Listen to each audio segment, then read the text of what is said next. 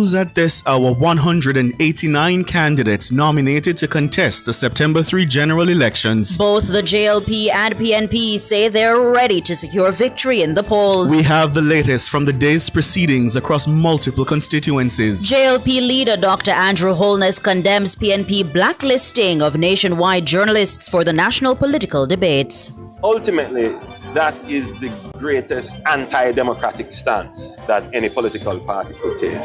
PNP President Mark Golding says in any other democracy, Andrew Holness would be disqualified from running for office. And if somebody like the Prime Minister is in Singapore, well, you know where he would be.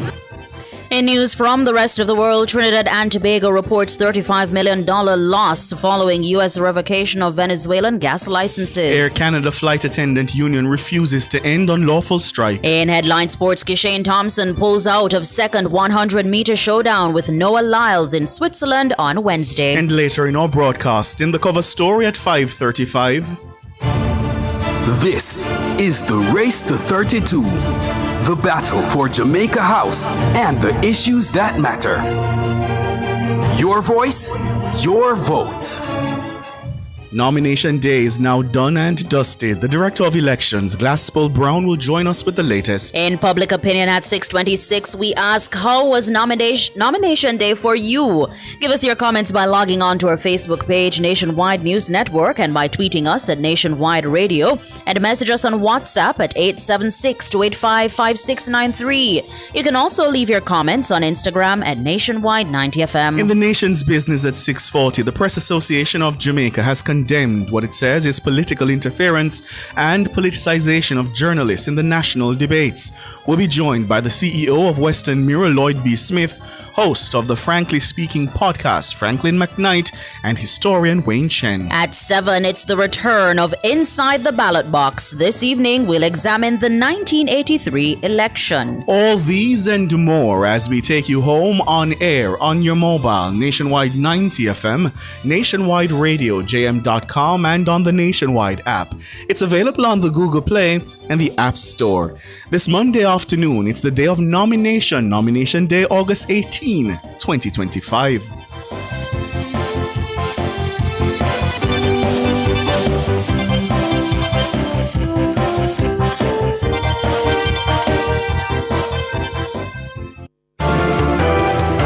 If it's news, it's got to be Nationwide 90 FM. And now to the details. Today's nomination day proceedings for the September 3 general election went smoothly across all 63 constituencies. That's according to the Director of Elections, Glaspell Brown. They went fairly well. There was no major incident that was reported to us. A number of candidates, certainly the People's National Party and the JLP, nominated a full slate of 63 candidates. The other two Western Party did nominate some candidates contesting over the September 3rd election. So overall, I think everything went well for the day. Glaspell Brown. 189 candidates have been nominated to contest the September 3 polls. The two major political parties have nominated candidates in all 63 constituencies.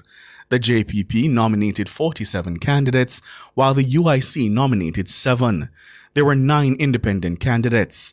With nominations now completed, Mr. Brown says the Electoral Office of Jamaica will advance preparations for the September 3 polls. Meanwhile, today was also nomination day for by-elections in 3 divisions across the Kingston and St. Andrew Municipal Corporation.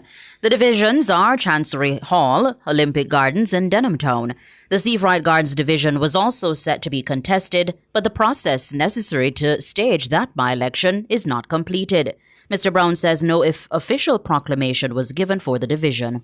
All indication is that in the 3 divisions that is to be contested, persons sought to be nominated. No nomination was taken for the Seafright Gardens division. No proclamation was issued, and therefore the nomination exercise could not have taken place. Glaspell Brown, Director of Elections. The Jamaica Labour Party is reporting an incident-free nomination day for all 63 of its candidates. The update was provided by JLP representative on the Electoral Commission of Jamaica, Tom Tavares Svensson.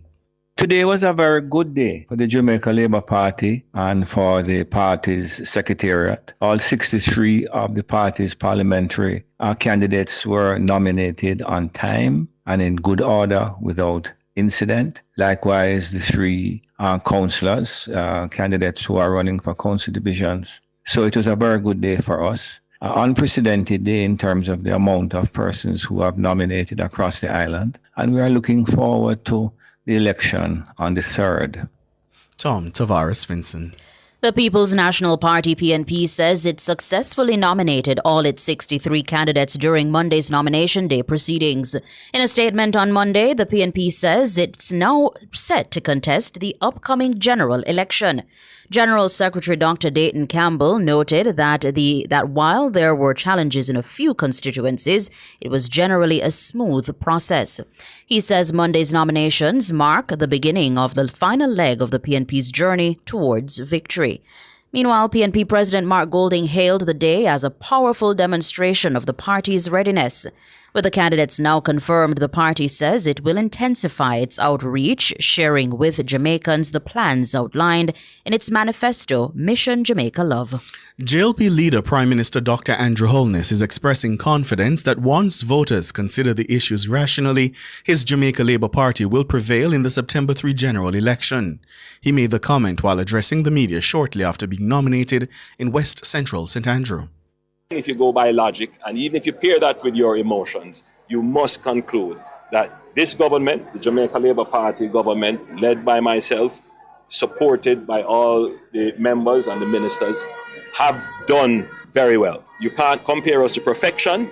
You have to compare us to what other political parties have done and what other governments have done. And if you do that comparison, the Jamaica Labour Party, by all measure, by all reason, should be the next government of Jamaica on the 3rd of September. Prime Minister Dr. Andrew Holness. JLP leader Prime Minister Dr. Andrew Holness has described as anti-democratic the PNP's stance that journalists from Nationwide News should be blacklisted from the upcoming national political debates. Holness made the comment while speaking with journalists in West Central St. Andrew on Monday. They have a mindset where no one in media must speak negatively against them or challenge their perspective. Ultimately, that is the greatest anti-democratic stance that any political party could take. You would not hear of this from our political party. Of course, we will object if we feel that we were wrongfully done by a journalist or a news outlet. But we're not going to object to journalists being part of a debate. Prime Minister Dr. Andrew Holness. And JLP campaign spokesperson Kamina Johnson-Smith has condemned the PNP for what she says it's the dictatorial threat over the debates. The stance of the PNP is dangerous. I cannot put it any other way. To describe the inclusion of a seasoned and accomplished media practitioner as a deal breaker in terms of its participation in the debate is a most disgraceful and dangerous stance to take. I mean, today for journalist A and tomorrow maybe for me or maybe for you. It is frightening behavior that is fully out of step with modern political life and what we would want or expect in Jamaica. Kamina Johnson-Smith, JLP campaign spokesperson. And the PNP president, Mark Golding, says Prime Minister Dr. Andrew Holness has grown increasingly unpopular and has lost the mandate of the Jamaican people. Mr. Golding reflected on recent polling, which shows him neck and neck in terms of favorability with the Prime Minister coming up to the general election. It's taken me a few years to really get to the point where Jamaicans are starting to understand who I am, what makes me tick. And the recent polls showing that my favorability rating is more or less caught up with the Prime Minister's, but my unfavorability rating is significantly better than his.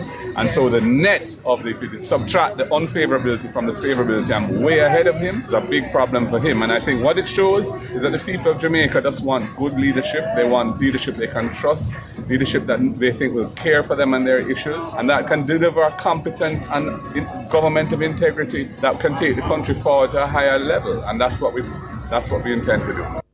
Mr. Golding again claimed the Prime Minister's uncertified declarations would have disqualified him in any other democracy. He was speaking following his nomination as a candidate for South St. Andrew.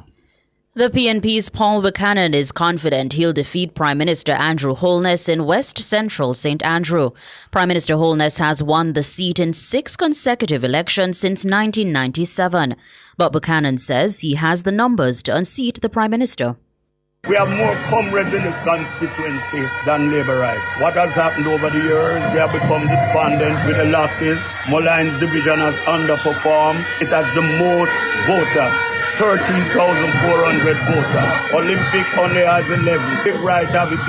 Theoretically, Mullines alone can win, but I'm strong in everyone, and it will be a race to the finish line. There is no notion, no dopey stories about Prime Minister Kanu. It's one man against another man. Paul Buchanan, the PNP's candidate in West Central St. Andrew. Buchanan was nominated at the Waltham Park New Testament Church shortly after 11 on Monday.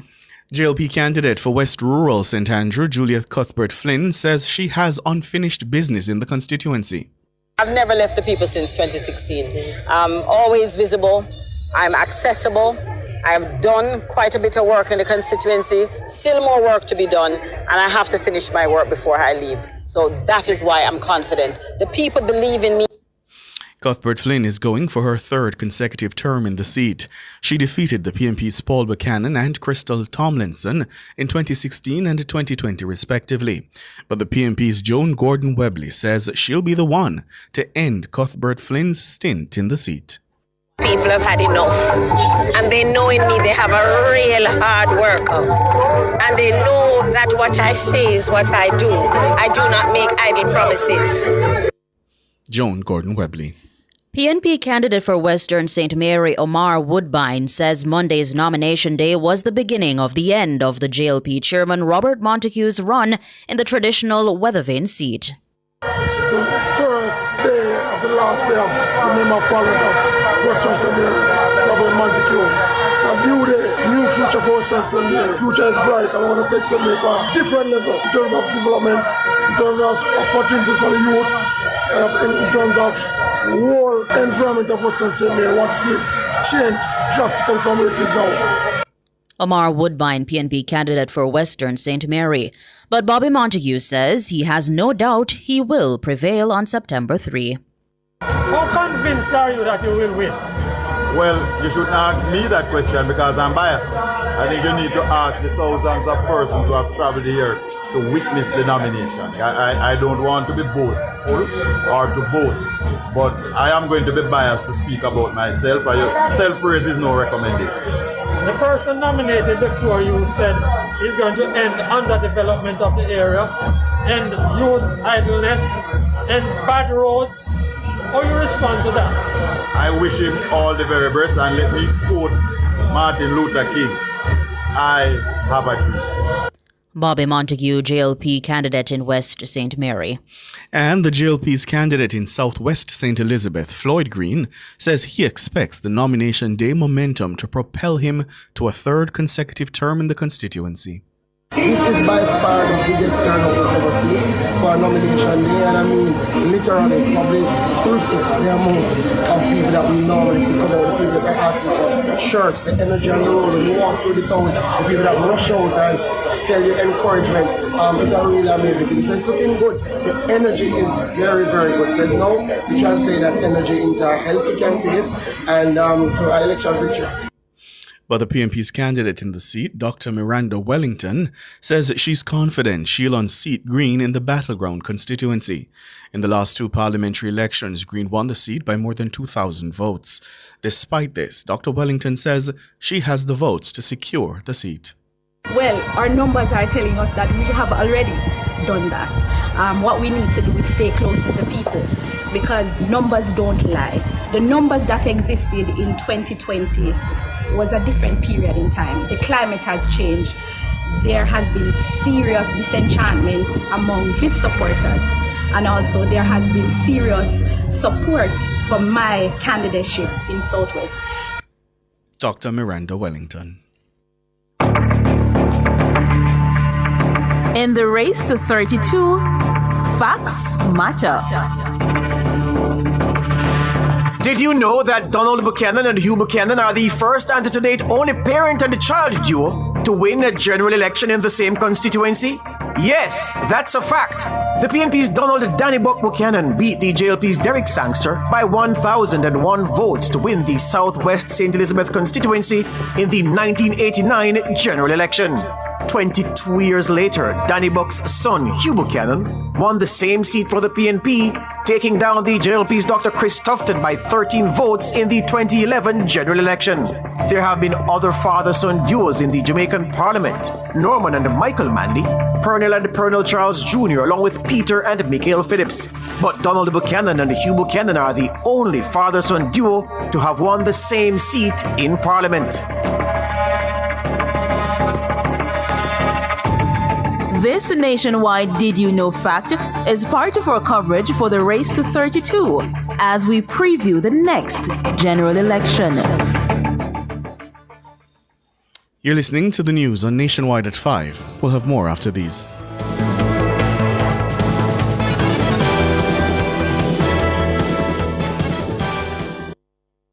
It's IQ Optical's sizzling summer sale. For this month only, get 50% off lenses when you purchase a frame. Kids get free lenses with a purchase of a frame. Make the intelligent choice with IQ Optical. Conditions apply. The time by IQ Optical is... It's 16 minutes after 5.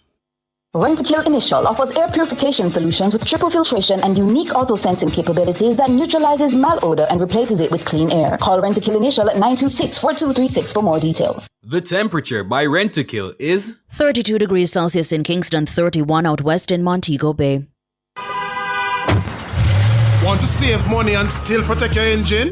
Get Chevron Supreme Sin Blend Motor Oil, the blue bottle with a silver stripe. Now upgraded to synthetic blend, so your engine runs cleaner, longer, and stronger. Now available island-wide at service stations and leading auto parts stores. Ask for Chevron Motor Oil, your favorite blue bottle with a silver stripe. That's Chevron Sin Blend, your engine good friend.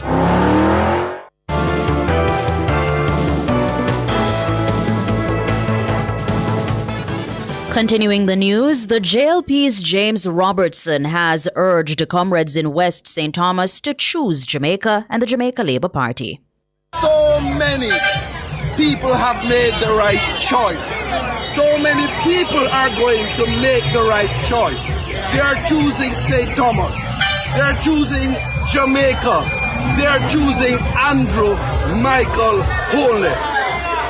They said they want to come. Look out. So they had to come.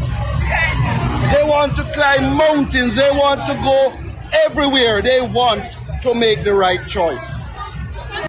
But the PNP's Hubert Williams says he's a force of nature that will retire Robertson. I'm feeling good because I know my opponent sees it as his only chance to return as Member of Parliament if Hubert Ryan Williams is not nominated, but he can't stop the force of nature. Force of nature is too much for him. No, he's the outgoing MP. I am the incoming MP. And just look out here, look at the energy of my people. Hubert Ryan Williams, PNP candidate for West St. Thomas. And in Portmore, the JLP's Robert Miller says he has a raft of plans he intends to pursue if he's granted a second consecutive term in Southeast St. Catherine. Miller was formally nominated shortly after midday at the Bridgeport High School. He's being challenged by the PNP's Dr. Alfred Dawes. I want to relocate the Waterford Health Centre. That is at NHF as we speak, and I want to push that for the next coming year when I will serve as their Member of Parliament. Also, tightly enough turning area. I'm pushing for bus depot right in front of the Resilience Park, and that is fast track redevelopment of the two libraries in the constituency, the Bridgeport Library and the Waterford Library. And also I'm pushing for Transport Authority for a depot to be in Portmore. According to Miller, some of his development projects have been hampered by the Portmore Municipal Council. Meanwhile, the PNP's Dr. Alfred Dawes says he was deliberate in the notes he used to pay the nomination fee during today's proceedings. He says he wants to send a sign of unity. So traditionally, the PNP candidates have nominated with bills with only PNP prime ministers. The JLP candidates have traditionally only used bills with JLP prime ministers. My team decided to use one with our founding fathers, Norman Manley and Buster, both on it, the $1,000 note. And the reason we chose that is because we want to show Jamaicans that even though you can be rivals, you are still Jamaicans, you can still be friends. PNP and JLP can be friends in this life. Dr. Alfred Dawes, the PNP's candidate for Southeast St. Catherine. His comments follow reports that his supporters recently blocked a JLP motorcade from entering the Waterford community in the constituency. Dawes has denied the claim.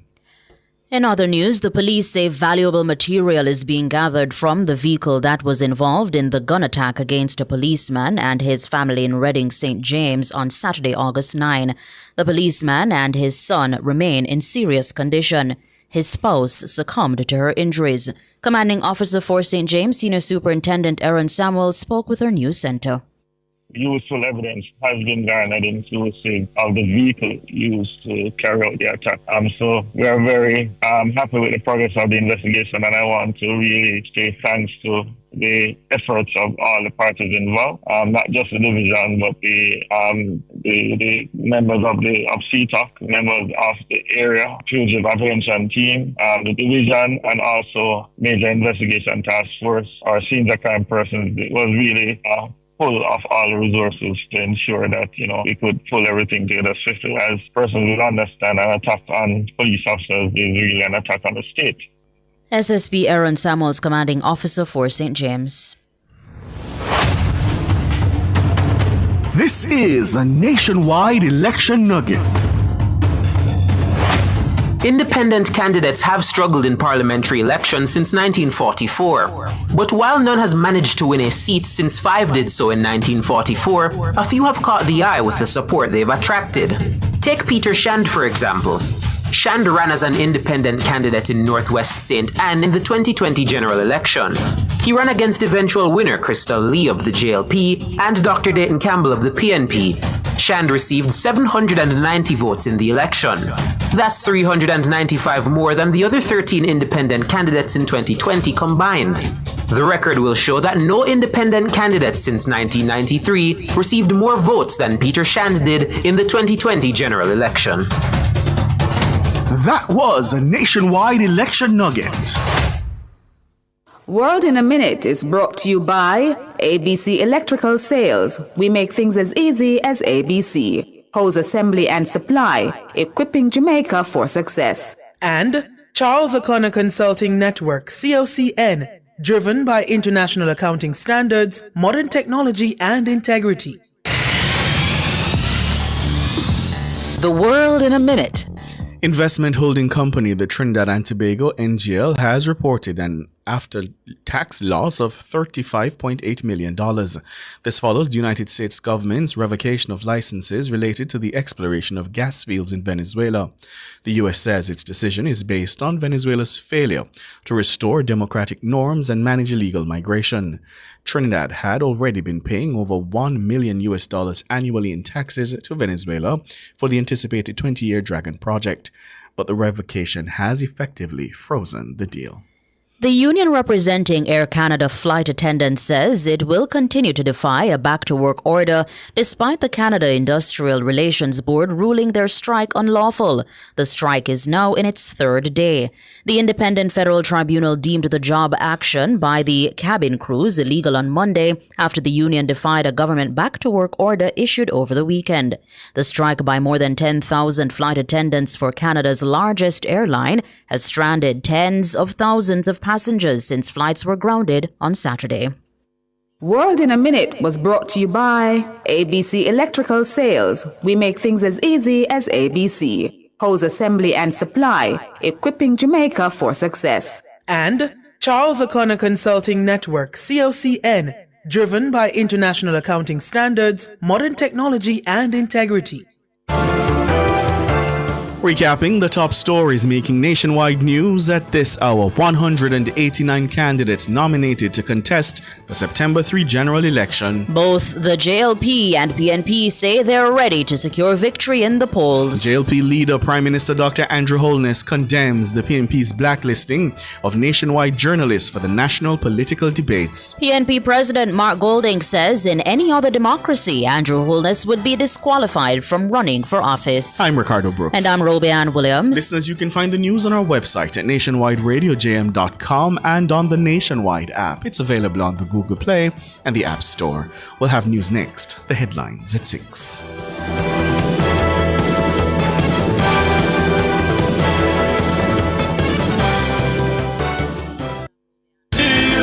Outperform, outlast, with top performance, Jackama, reliable, full stop, not comma. We have the expertise for drilling and demolition. We have the power tools for plumbers and electricians. Fancy select tools, 3 parts and 3 repairs. 3 parts, 3 repairs. The 2 to 3 years. Hilton, available at Delta Supply, 106 Hagley Park Road. Call us at 876-302-61124. Delta Supply, we service what we sell. Sports at 5 is brought to you by Total Tools. Total Tools, every tool, every trade.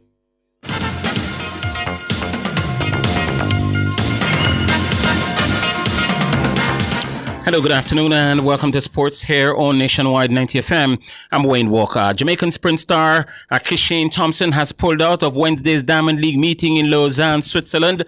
The news comes just 48 hours after the Olympic silver medalist beat his Paris conqueror Noah Lyles in Cilicia to avenge his defeat in the French capital last year. The reason put forward for Thompson is a shin discomfort. The 24-year-old will also not compete in the upcoming Diamond League meets in Brussels or Zurich, and will not run again until the World Athletics Championships in Tokyo, Japan in September. The withdrawal of Thompson has robbed spectators of one last showdown between himself and Lyles before Tokyo. It will be Thompson's first appearance at the World Championships, having missed the cut for the 2023 edition of the event in Budapest. Meanwhile, Akeem Blake and Dublique Seville will face Lyles in Lausanne, and there are 2 of 8 Jamaicans down to compete. World champion Shericka Jackson is entered for the women's 200 meters. Megan Tapper and Akira Nugent are scheduled to appear in the 100 meters hurdles. Wayne Pinnock, Tajay Gale and Kerry McLeod are down for the men's long jump, while Rajendra Campbell will go in the men's shot put. Members of Jamaica's team to the NACAC Athletics Championships in Freeport, Bahamas returned to the island on Monday after finishing second in the medal standings with 8 gold, 7 silver and 10 bronze. National champion Tyrese Taylor was the big winner for Jamaica at the meet. He broke the national 800 meters record and in the process attained the World Championship qualifying standard. Taylor finished third in 1 minute 43.74, well ahead of the 1 minute 44.50 to qualify for the World Championships, and better than the Jamaican national record of 1 minute 44.40 set by Navaski Anderson last month. The United States topped the medal table with 36 gold, 14 silver, and 16 bronze. Amoy Brown was amongst the gold medal winners for Jamaica after taking the 100 meters hurdles in 12.83 seconds. I felt good because it's always good to, compete and finish injury-free. I gave my best, honestly, and from the heats to the finals, I think I did a pretty good run. Let me tell you, them girls was coming, boy. But it's always good to just stay focused because, it's not like the athletes aren't talented. It's good to just always remember to keep pushing because there's someone always ready to take your spot. So it's just for me to stay focused and finish the race successfully. Amoy Brown, and you'll be hearing from 2 of the Jamaicans who medaled at the NACAC in our latest sportscast. Lucas Mecha converted a late penalty on debut as the Leeds United made a winning return to the English Premier League on Monday. They beat Everton by 1 goal to 0 at Elland Road. Second half substitute Mecha held his nerve to fire home an 84th minute winner from the spot to clinch a deserved victory for Leeds. For his Leeds United debut against England's number 1, Everton's number 1 for season after season, Jordan Pickford. Mecha, just beats him. It doesn't matter that it was just, he's beaten them. And Leeds United lead in the latter stages here of their first game back in the Premier League for a couple of years. Top local football coach Andrew Price says Kaheem Dixon's season-long move from English Championship side Charlton Athletics to League 2 outfit Crawley Town can only help with the players' development. The former Clarendon College Costa Cup star played 26 minutes as a second-half substitute on debut for his new club in their 1-0 defeat to Crewe Alexandra on Saturday. Dixon played regularly for the academy team at Charlton since joining a season ago, but was granted only 3 substitute appearances with the first team. Not enough, says Price, who believes improved the playing time at Crawley Town is crucial if he is to transition as a first-team player with the national team. We have to look at it in a positive light, and it's an opportunity for the youngster to get more playing. And that's what he needs now, especially going into the World Cup qualifiers. He needs to be playing consistently and regularly and be in a good condition so he can help and contribute to assist us to qualify for the World Cup in 2026. That's Andrew Price. Kaheem Dixon scored 3 goals for Jamaica from 18 appearances at a senior level. This is Nationwide's World Championships Countdown. With 25 days to go before the Tokyo World Championships, we turn the spotlight on the U.S. hurdler Masai Russell.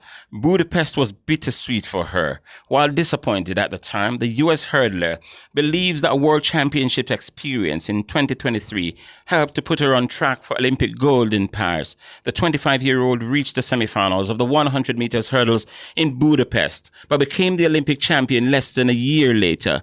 Now she's also the second fastest 100 meters hurdle in history, thanks to her 12.17 seconds performance in Florida in May. And don't forget that she ran 12.19 seconds in Silesia at the weekend. She's on fire. That was Nationwide's World Championship Countdown. And that will do it for sports. We're going to be back with more at 6:05 this evening.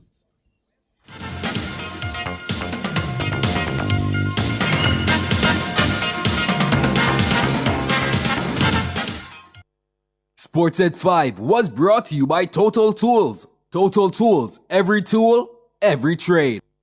Cubby's Baby Wipes is ideal for your baby's delicate skin, infused with vitamin E and aloe vera, and available for home or on the go. The time by Cubby's Baby Wipes is 5:32.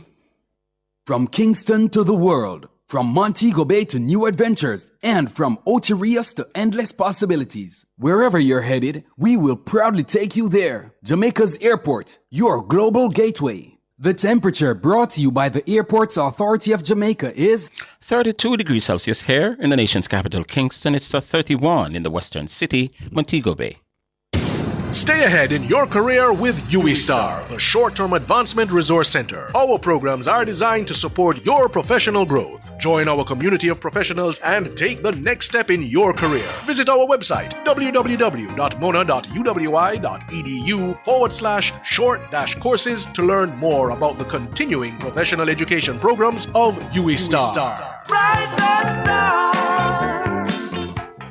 In Jamaica, your rights are protected by our Constitution. From the right to education to freedom of expression, every citizen deserves respect and dignity. But remember, with rights come responsibilities. Let's uplift and respect each other and stand against injustice. Together, we can make Jamaica a better place for ourselves and future generations. Know your rights. Embrace your responsibilities. This message was brought to you by the Ministry of Legal and Constitutional Affairs. Looking for superior quality transportation from an international award-winning provider? Well, look no further. Choose Island Car Rentals, Jamaica's leading car rental company, setting the standard for ground transportation in Jamaica. For over 50 years, Island Car Rentals has been your trusted partner for reliable, top-quality vehicles. But we're more than just a car rental company. Need an airport transfer at any hour? Heading out of town and want to travel in style with a private chauffeur? Need a truck to rent for business or personal use? Or maybe you need a customized shuttle or tour for a large or a small group? Whatever your transportation need, Island Car Rentals has you covered. Call us today at 876-926-8012 or 876-929-5875 or visit www.islandcarrentals.com to book your next trip. Because Island people take better care of you. Spring into style with Unique Living. Upgrade your home with our extensive range of products. Get sleek shower panels, stylish vanities, LED and non-LED mirrors, plus kitchen sinks, closet solutions, ceiling fans, and more. Available in various finishes and sizes. Visit shop number 6, 30 Dunrobin Avenue, Kingston 10. Call 876-755-3661 or visit our website at www.uniquelivingja.com. Don't wait to spring into style with Unique Living. Paying bills just got easier. With Evolve Bill Pay, the new bill payment service by Supreme Ventures, you can settle your light, water, telephone, and internet bills at over 180 Supreme Ventures locations island-wide, right where you live and shop. Pay, play, and go with Evolve Bill Pay. Evolve Bill Pay. Fast, easy, right round the corner. The wait is over. Spark is coming to you.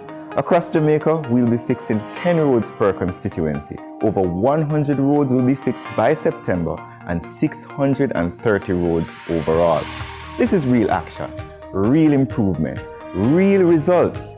Every Jamaican deserves safer, stronger roads. Spark, the next chapter in Jamaica's infrastructure development. Enough power tool, big to small. Jackama figure dig the wall. Our Total Tools. Weed whacker figure trim the lawn. We have everything your job demand. Total Tools. We rent them, sell them and fix them. Also give Total Tools a call. When I say home improvement, landscape construction, or Total Tools are your option. Home improvement, landscape construction, Total Tools are your option. Total Tools located at 102 Main Street, Ocho Rios, 34 Slive Road, Kingston. And lot C6 Jacksaw, Sentence Bay. Call us today. A+ for back to school? Yep, you can score that. Just grab an A+ back to school loan from Access Financial. Why? Reduced interest rates, duh. Plus, you could win your loan interest free. That's right. Apply for an A+ back to school loan and you could be entered to win your loan interest free in the Lucky Loans promotion. From school fees to footwear, uniforms to book lists, we've got you covered. For back to school, the only thing you need is a reduced rate loan from Access Financial's A+ back to school promotion. Conditions apply. Remember to take your new voter ID card to the polling station on election day. You may still vote without your ID card, but the process will be faster if you have it with you. If you don't have your ID card, you must answer questions, be fingerprinted, and take an oath before you can vote. Bring your voter ID card and make it easier on yourself and others. That was a message from the Electoral Commission of Jamaica.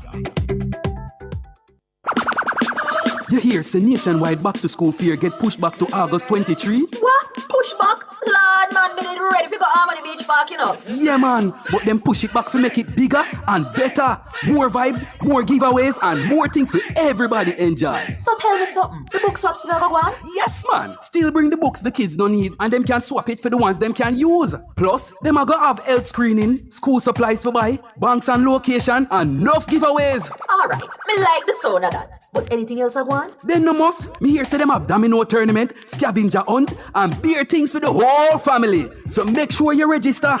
Register? So how me have to go register now if you go in if it's free? Because once you register, you automatically get entered to win the grand prize in the special raffle. Me have to go call up some.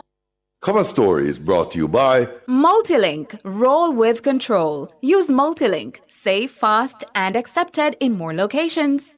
Multilink. Access every time, everywhere I go. Multilink. 24/7 access for me.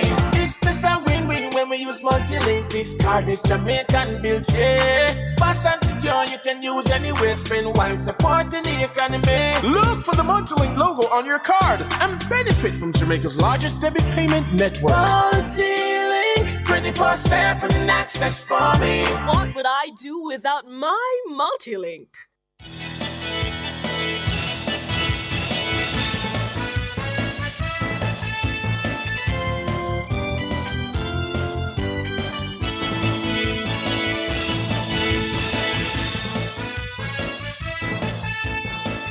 Good afternoon, good afternoon. Thank you so much for joining us here nationwide at 5. I'm Cliff Hughes. Good afternoon, listeners. Good afternoon, Cliff. My name is Ricardo Brooks. Oh, one black sheep. No, it's the blacklisted. I have to get it right. Blacklisted. Oh, God. Well, in our cover story this afternoon, the Electoral Office of Jamaica, the EOJ, says today's nomination day proceedings for the September 3 general elections went smoothly across all 63 constituencies. Party supporters of both the governing Jamaica Labour Party and the opposition People's National Party were out in their numbers endorsing their respective candidates. Independent candidates and representatives from minor parties were also nominated. Now, today's proceedings, which started at 10 a.m., ended promptly at 2. With that aspect now completed, the EOJ says it will advance preparations for the September 3 polls. Director of Elections is Glasspool Brown. Good afternoon, Mr. Brown.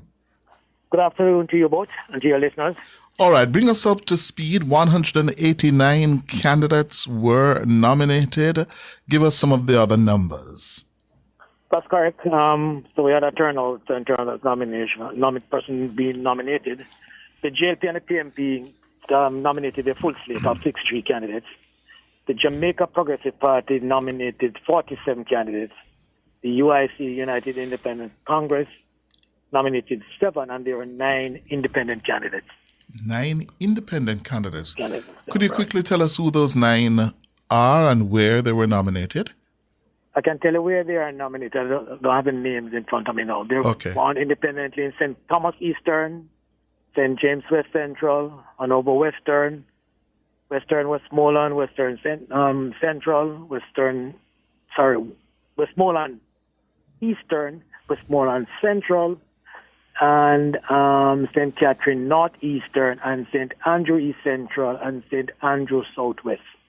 That's the 9 constituencies. They have 9 independent candidates.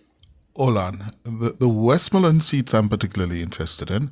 Did you say? Has independent candidates. All 3? That's correct. All 3. And that means 3 of the 9 independent candidates were in all of the 3 Westmoreland seats? One each. So one was in Western, and 1 in Central, and 1 in Eastern. And in total, how many nominees were there for Eastern Westmoreland? 4. 4. So the JLP, the PMP, and the JPP. Oh, a JPP and an independent candidate. And plus an independent. Yeah. So 4 candidates have been nominated for Eastern Westmoreland, and 3 in Central, 3 in Western Westmoreland. I'll get back to you with the exact figures for those other 2. I don't have it right in front of me right now. Okay. And observing the process today, Director Brown, I noted, for example, the Prime Minister asking the electoral workers, why can't the process be digitized? And I'm asking you that question this afternoon. Why so paper-based? That's what we're moving towards. Certainly, what you notice that each of the nomination centers had a laptop, which in effect had the entire listing of electors within that constituency for quick access to it. The other aspect of it is it requires some level of signing. So we are moving towards that. We are not there yet, but certainly the process is geared towards that in the future. Mm. And now the next steps for you now? Well, the next step is that there are a number of things that we could not have done until the nomination period was completed, which was done today. We now move into the preparation of the ballots, the printing of the ballots, the final voters list, and what is known as the preparation of the black book. And also we'll be advancing our preparation for special voting day, which will be on the 29th of August, the Friday, the 29th of August. That is the day when the members of the Jamaica Constabulary Force, the Jamaica Defence Force, the election day workers, the group of persons that we call the one-day policemen, that grouping of persons will be allowed to cast their ballot on the 29th of August, a couple of days before the election day on the 3rd of September. And it's on the Friday because the 3 days before would be on a Sunday. That's correct. Yes. Right. We're up on the break, Director. Just hold it there for me. I have 2 more for you after the break.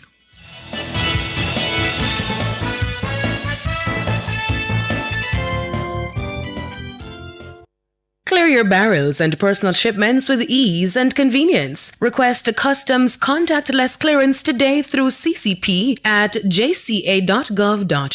The time by the Jamaica Customs Agency is 5:44. Bird Shack Fried Chicken Summer Vibes promotion. Spend $1,000 or more at any store this August and win weekly prizes of JBL speakers or earbuds, plus a grand prize of a 50-inch smart TV. Bird Shack Fried Chicken. The temperature brought to you by Bird Shack Fried Chicken is 31 degrees Celsius here in Kingston. It's also 31 out west in Montego Bay. GPS. Keep it keep you cool. Summertime hot, but we have all the tools. Keep it cool, keep it cool. Enough ways to save, you just have to choose. Stay out of the fridge, just use a igloo. Remember your Kisco ice and the juice. The fan AC combo, yeah, I hit that. AC for a bit, then a fan after that. Keep it cool, keep it cool. This summer JPS have all the tools. Keep you cool with JPS. Download the JPS app today. Are your devices accurate? Are they calibrated? Even small errors can lead to big problems. That's why Jamaicans trust the Bureau of Standards Jamaica. From food to fuel, health to hardware, our metrology and testing division provides world-class calibration and measurement services to keep your devices precise and your business meeting global standards. Whether you're weighing goods, monitoring temperature, or relying on the accuracy of devices, we get it right every time. Our advanced equipment and experts help you move with confidence. Call 876-618-1534 or visit bsj.org.jm. The Bureau of Standards Jamaica. From lab to market, the power of precision, powering accuracy, ensuring safety. More savings, more choices. Get active with Active Home Center. The one-stop shop for everything for your home. We have more savings, more choices, unbelievable prices. Wide selection with the latest styles. The kitchen, bathroom, right down to the tile. Buy the hottest items on spot, don't miss out. Best options under one roof, no doubt. More savings, more choices. Visit us in store or online at www.activehomecenter.com. We have more savings, more choices.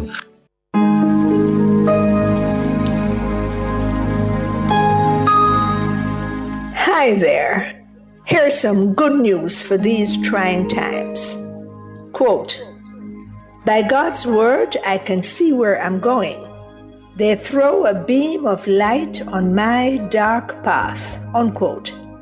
Psalm 119, verse 105. Listen for God's Word weekdays at 5:45 a.m. and 12:55 p.m. through Oasis. Stop by for a refreshing drink and share a God perspective for the day. Oasis. Weekdays 5:45 a.m. and 12:55 p.m. right here on Nationwide, a revolution in media. The rebroadcast of the Oasis can be heard weekdays at 5:45 a.m.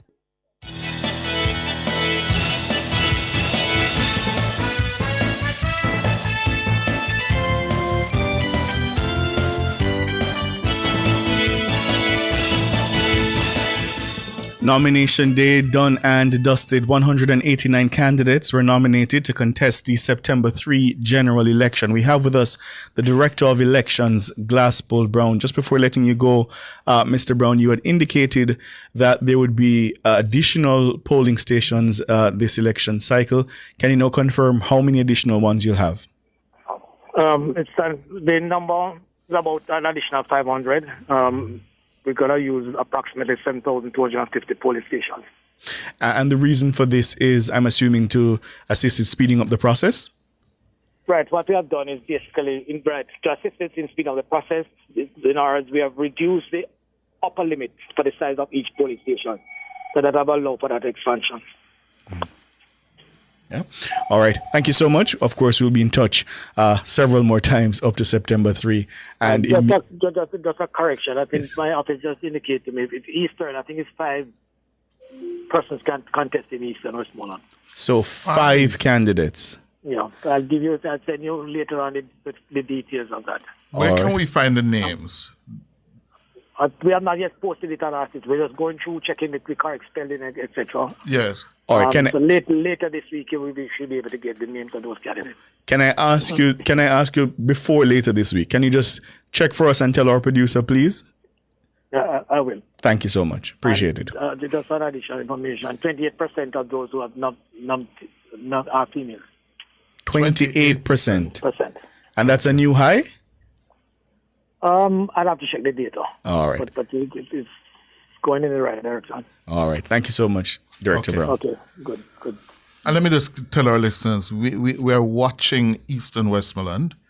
based on what we're learning from the ground in Eastern Westmoreland, that a number of attempts were being made or efforts made to nominate, independent candidates in that constituency, because it is a constituency that the ground feels is fertile to create something of an upset against the PNP's Dayton Campbell. And there were rumors that the former MP, Luther Buchanan of the PNP, may have been an independent candidate today. We are trying to check the names. We now know that the two major parties, Dayton Campbell and incumbent Danny Lawrence, were nominated, but we want to know who are the other three nominees. Yeah. All right. With us now in studio, Dana Davey and Kimon Thompson. Kimon was in the Sunshine City of Portmore, and Dana was in the cool hills of Manchester. Where she come from? No, you have to tell Westmoreland. That's a narrative. That's a narrative we're pushing. Sorry, don't. Good afternoon, ladies. Manchester. Good afternoon. All right, let me start with you, Dana. Tell me about, so which constituencies did you visit? So I visited Northeast Manchester today. As Mr. Hughes said, it's where I'm from. I'm from Coleyville in the Craighead division. So I stopped there today. There are 3 divisions in Northeast Manchester: Craighead, Christiana, Walderston. I made sure to stop in all 3 divisions today.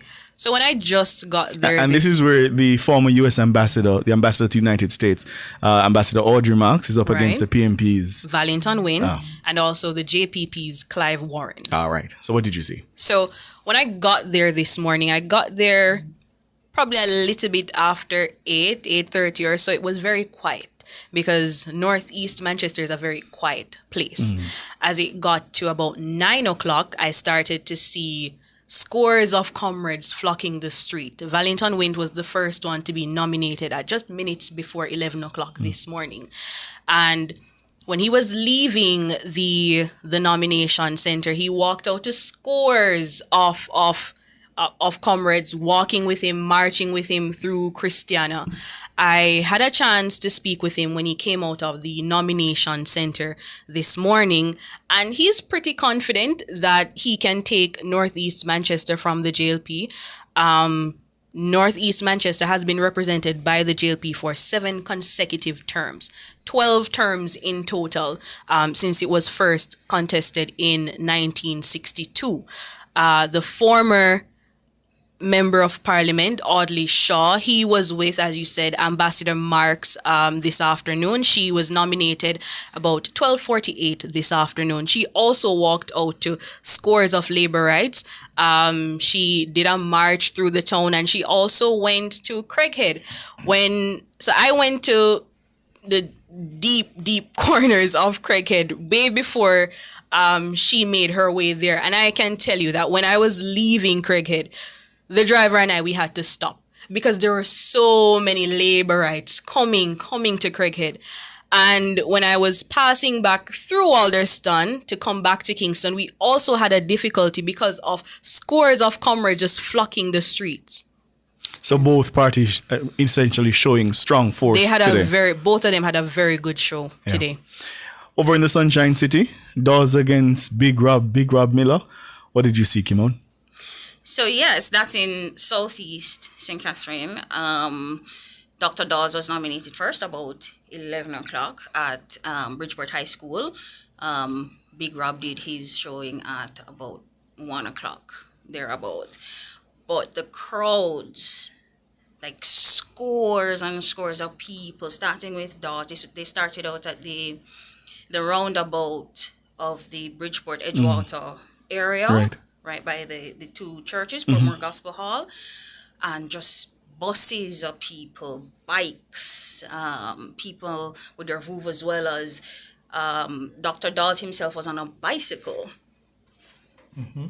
Dawes was on a bicycle, not a bike, leading the way, I guess showcasing his fitness attitude and his profession as a medical doctor with health at the forefront of that. But based on the crowd and the showing up people, it was an electric mood, I'd say, certainly for both parties today. In East Central, a similar kind of mood.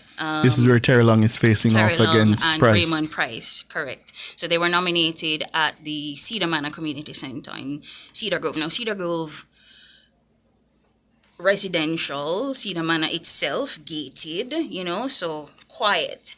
But the kind of noise that followed the candidates today was electric. Certainly for Terry Long, while he was inside doing the formalities, it was like a party outside.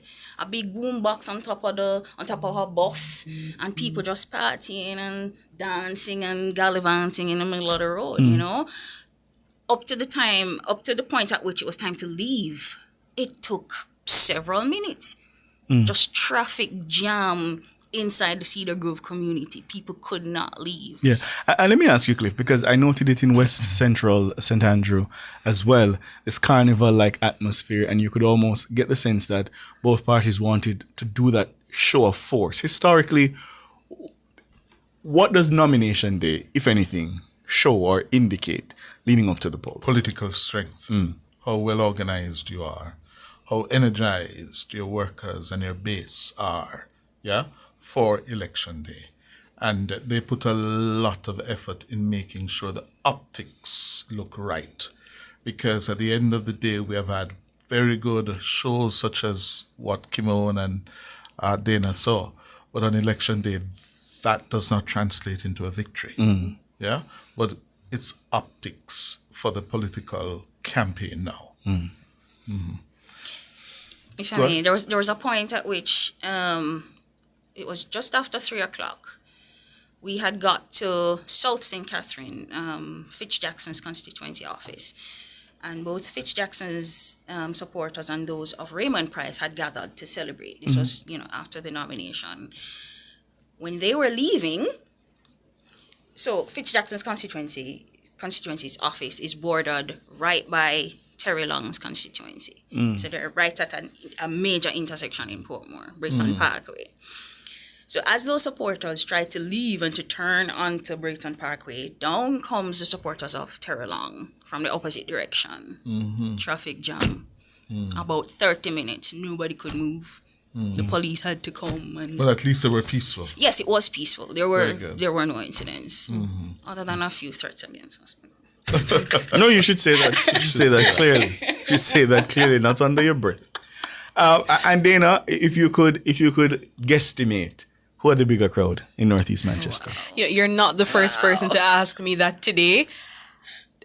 I couldn't say any of them had the bigger crowd because standing, so the courthouse where the nomination center was, it's elevated. Yeah. And so I was able to see over at both the crowds, and both of them really and truly reached the same place. Strong show of force. Yeah. And as Kimon said, in the areas that she went, it was also peaceful in Northeast Manchester.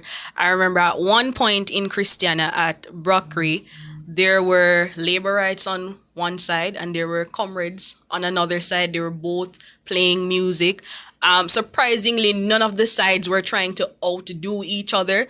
At one point, people started coming together, just talking and laughing. So it was very peaceful all throughout. And the police said as much to me when I touched base with them afterwards. That's good. Kimon, Dawes or Big Rob? What a bigger crowd? Gosh, that's hard to say.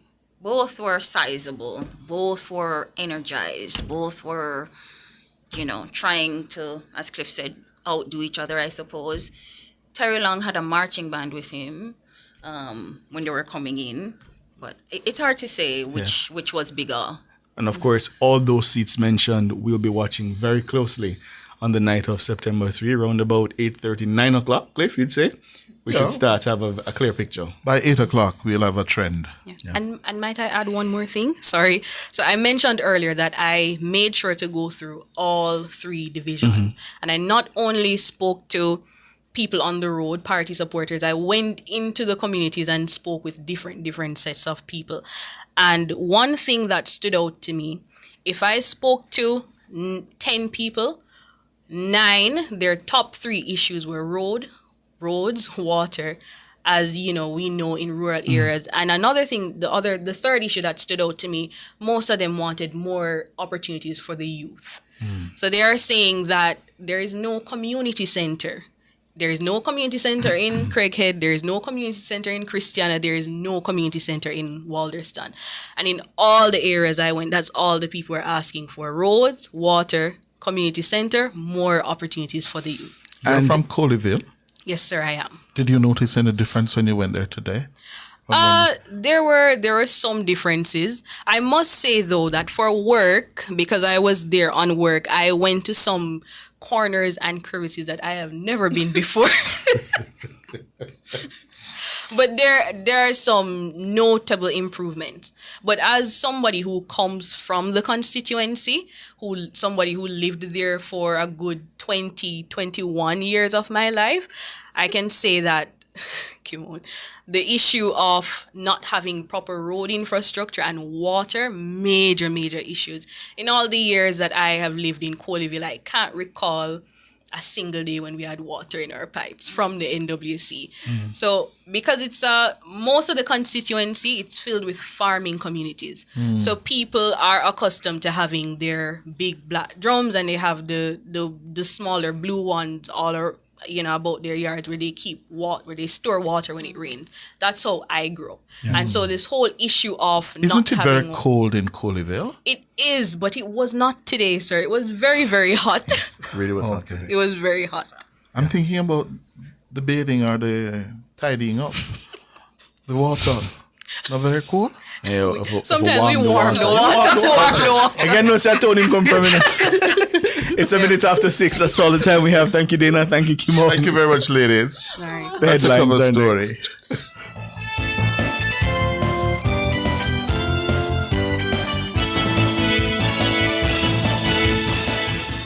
Cover Story was brought to you by Multilink. Roll with control. Use Multilink. Safe, fast, and accepted in more locations.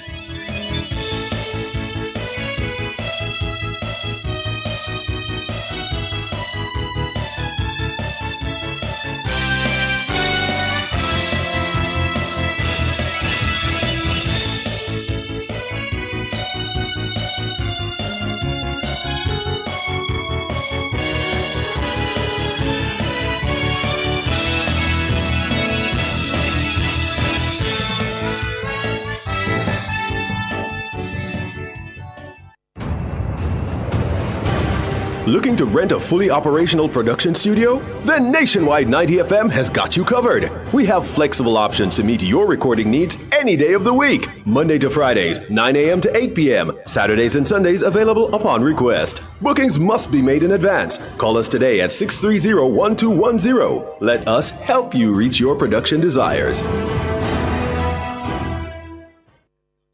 The time brought to you by Guardian Life. Live secure, live easy is... It's 3 minutes after 6.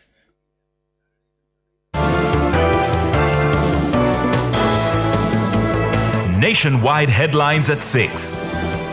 Good evening with the headlines at 6. I'm Nora Gay Banton.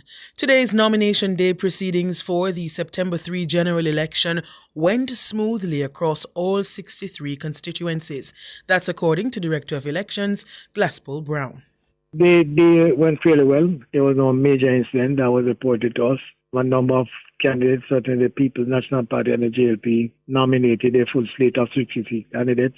The other two registered parties did nominate some candidates contesting over the September 3rd election. So overall, I think everything went well for the day. Glaspel Brown, Director of Elections. 189 candidates have been nominated to contest the September 3 polls. The two major political parties have nominated candidates in all 63 constituencies. The JPP nominated 47 candidates, while the UIC nominated 7. There were 9 independent candidates. With nominations now completed, Mr. Brown says the Electoral Office of Jamaica will advance preparations for the September 3 polls.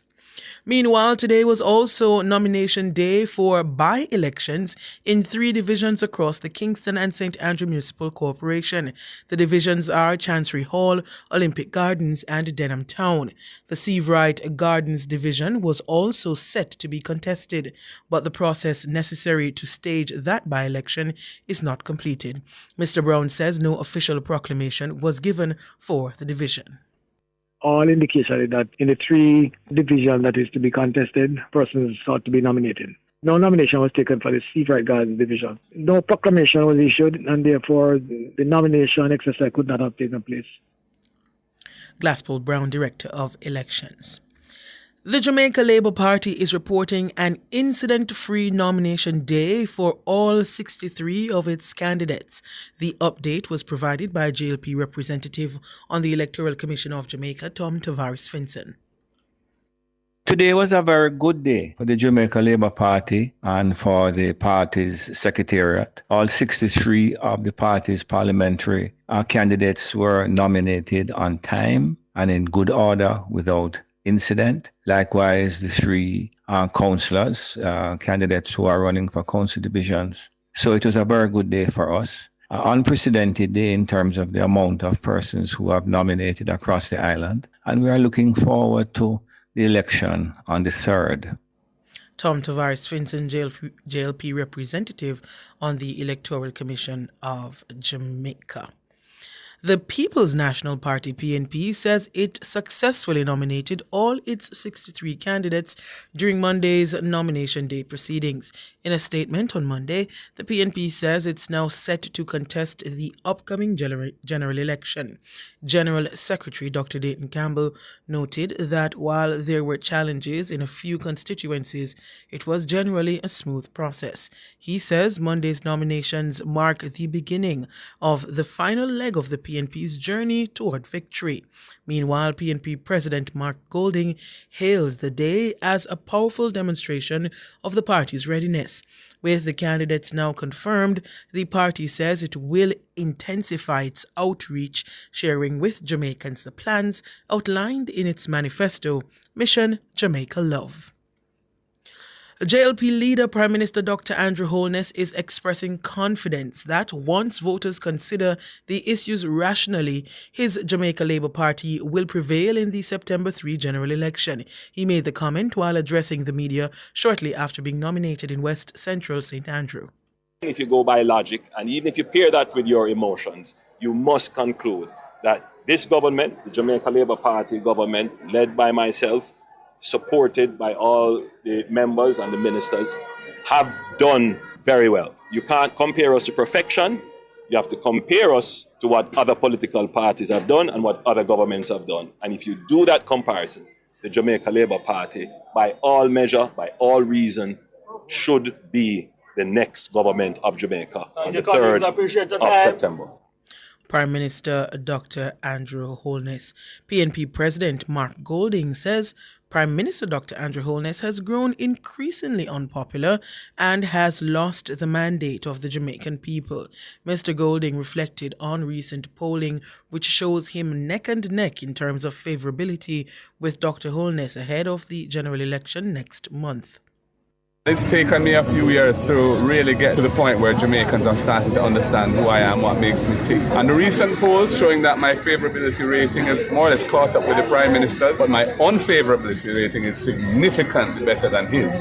And so the net of if you subtract the unfavorability from the favorability, I'm way ahead of him. It's a big problem for him. And I think what it shows is that the people of Jamaica just want good leadership. They want leadership they can trust, leadership that they think will care for them and their issues, and that can deliver a competent and government of integrity that can take the country forward to a higher level. And that's what we intend to do. Mr. Golding again claimed the Prime Minister's uncertified declarations would have disqualified him in any other democracy. He was speaking following his nomination as candidate for the South St. Andrew constituency. Those were the headlines at 6. I'm Nora Gay. Banton Sports is next.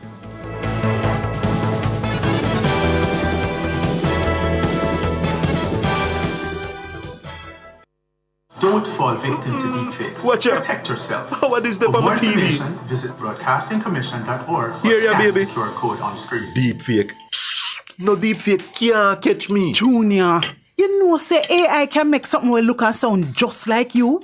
One day Junior get a voice note from her granny. Say the food done, the medication done, and she need money urgently. Need money urgently? But Miss Pat no like ask people for things. And as so comes, Judy get suspicious. So what she do? She asks the neighbor to go check pan her.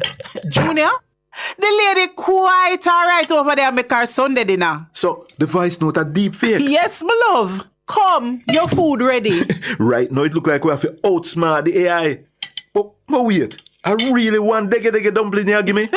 Me I wonder if AI can make one deep fake dumpling for you. To learn more about deepfakes, visit www.broadcastingcommission.org. For all your electrical needs, visit ABC Electrical Sales. They stock a wide variety of electrical supplies including plugs, switches, panel boards and conduits, plus energy-saving fixtures. ABC Electrical Sales stocks brands like GE, Siemens, Philips, Cutler Hammer, and Allen Bradley. They also offer free island-wide delivery just to suit your needs. Visit them at Shop 8, Hagley Park Plaza, Kingston 10, or call 876-754-3714-5 or 876-754-3825-8. ABC Electrical Sales for a better choice in the electrical business.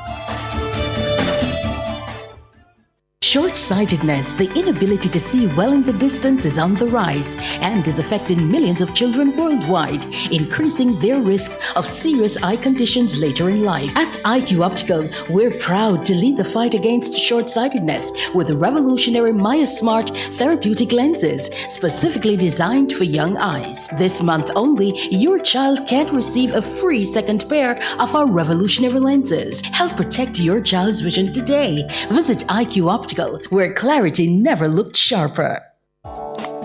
Did you know that you can vote without the new voter ID card? Once you're registered to vote, that is, your name is on the voters list, you can vote in the upcoming election. If you don't have your voter ID card, visit your polling station on election day and our trained election day workers will assist you. That was a message from the Electoral Office of Jamaica.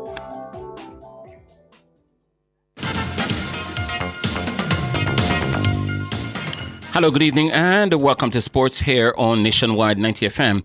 I'm Wayne Walker. Jamaican sprint star Shane Thompson has pulled out of Wednesday's Diamond League meeting in Lausanne, Switzerland. The news comes just 48 hours after the Olympic silver medalist beat his Paris conqueror Noah Laz in Silesia to avenge his defeat in the French capital last year. The reason put forward for Thompson's withdrawal is just shin discomfort. The 24-year-old will also not compete in the upcoming Diamond League meets in Brussels and Zurich and will not run again until the World Championships in Tokyo, Japan in September. The withdrawal of Thompson has robbed the spectators of one last showdown with Noah Laz before Tokyo. It will be Thompson's first appearance at the World Championships, having missed the cut for the 2023 edition of the event in the Hungarian capital, Budapest. Meanwhile, Akeem Blake and Oblique Seville will face Laz in Lausanne, and they are 2 of 8 Jamaicans scheduled to compete at the meet. World champion Shericka Jackson is entered for the women's 200 meters. Megan Tapper and Akira Nugent are scheduled to appear in the 100 meters hurdles. Wayne Pinnock, Tajay Gale and Kerry McLeod are done for the men's long jump, while Ginger Campbell will go in the men's shot put. And members of Jamaica's team to the NACAC Athletics Championships in Freeport, Bahamas returned to the island on Monday after finishing second in the medal standings with 10 gold, 7 silver and 8 bronze. National champion Tyrese Taylor was the big winner for Jamaica at the meet. He broke the national 800 meters record and in the process attained the World Championship qualifying standard. Taylor finished the third in 1 minute 43.74 seconds, well ahead of the 1 minute 44.50 he needed to qualify for the World Championships, and even better than the Jamaican national record of 1 minute 44.40 set by Navaski Anderson last month.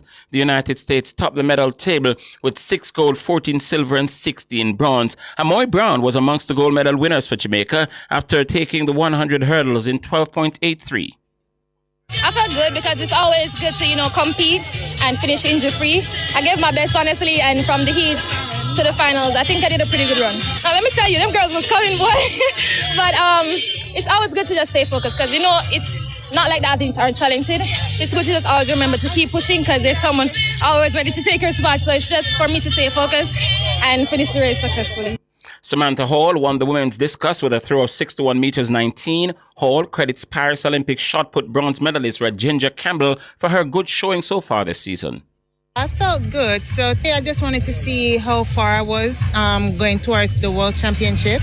So I was pretty confident about it and being in the top 3. So I'm actually happy for it. So I already qualified for Japan. So right now it's just to stay in competition mode. So hopefully I have like one more home meet and then we off to Japan. So I'm working with Rajinja Campbell. He's shot putter for Jamaica.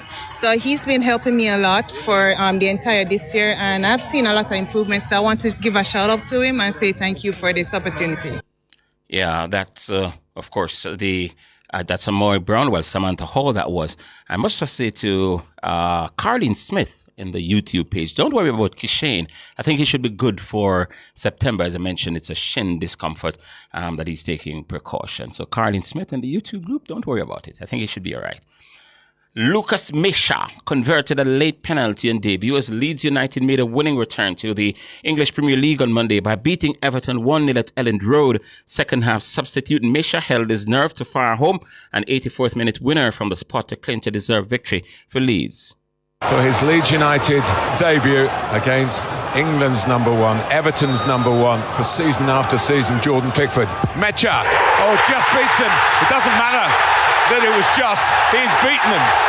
And Leeds United lead in the latter stages here of their first game back in the Premier League for a couple of years. Top local football coach Andrew Price says Kaheem Dixon's season-long loan move from English Championship side Charlton Athletics to League 2 outfit Crawley Town can only help with the player's development.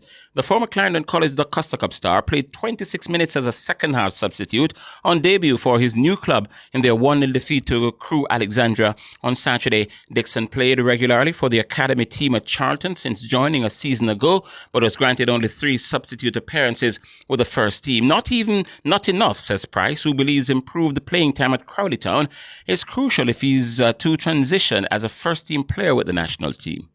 Yep, we have to look at it in a positive light, and it's an opportunity for the youngster to get more play. And that's what he needs now, especially going into the World Cup qualifiers. He needs to be playing consistently and regularly and be in a good condition so he can help and contribute to assist us to qualify for the World Cup in 2026. That's Andrew Price. Marcia Favor, more than a conqueror. I'm not doing any such thing. You know what I'm talking about. All right, Newcastle striker Alexander Isak is not expected to attend Tuesday's Professional Footballers Association Awards Gala. The Swedish international has been nominated for the main award, but could miss the ceremony amidst ongoing uncertainty over his future at St. James's Park. Isak is currently in the middle of a standoff with Newcastle over his ambition to join Liverpool before the transfer deadline on September 1. Just over 24 hours before the awards, Isak is yet to confirm his attendance at the function, which will be held at the Manchester Opera House, casting doubts over whether he plans to appear. 15 of the region's most promising female cricketers have embarked on a specialized training camp at the Chennai Super Kings Academy over there in India. This is part of Cricket West Indies' expansion and continuation of its groundbreaking India development program. The female contingent, accompanied by head coach Marissa Aguilera, assistant coaches Ryan Hines and Tremaine Smart, and the team manager Yasmin Sentagay, are in India for the comprehensive 2-week program, which started on August the 13th. Yeah. The 15-member group features some players capped at the senior level, including Ashmini Munisar, Zadie James, and, of course, Jazara Claxton. Let's now go to some swimming news. Age group swimmers from Western Jamaica, Benjamin Davis, Leah Chin, and Brady Lewison are amongst 8 top junior swimmers selected to represent the island at the 6-day World Junior Swimming Championships in Romania starting on Tuesday. The other swimmers are Caroline Levy-Powell, Christania Shirley, Alexandria Kogel, Nolan Barrett, and Walton McIntosh. This dynamic group of age group athletes bring both international experience and a national pride to the global stage. Coach Kefir Rapley expects the swimmers to improve on their personal best. This is the pinnacle of age group swimming. It's a pleasure to be here with these swimmers. Preparations have been going well. Despite the long travel, the swimmers are in good spirits. My hope for them is to learn as much as they can learn, come out with personal best times, and if we make some semifinals, that will be icing on the cake. And Shirley hopes to carry her good form from the Junior Pan American Games into the championships. For this meet, I'm hoping to maintain my times that I did recently at Pan Am Juniors. So I'm hoping to maintain those, do my best, because I did my best in practice, I trained hard, so I'm just here to focus and maintain. That's my goals for this meet. This will be McIntosh's first appearance at the championships, a reward for his breakthrough season. I'm really excited as this is a really big meet to me. And while I'm here, my goals are to beat my personal best times in every event and also to learn from other swimmers. And hopefully I'll be able to learn, go back into training and come back next year better. Walden McIntosh, that's sports.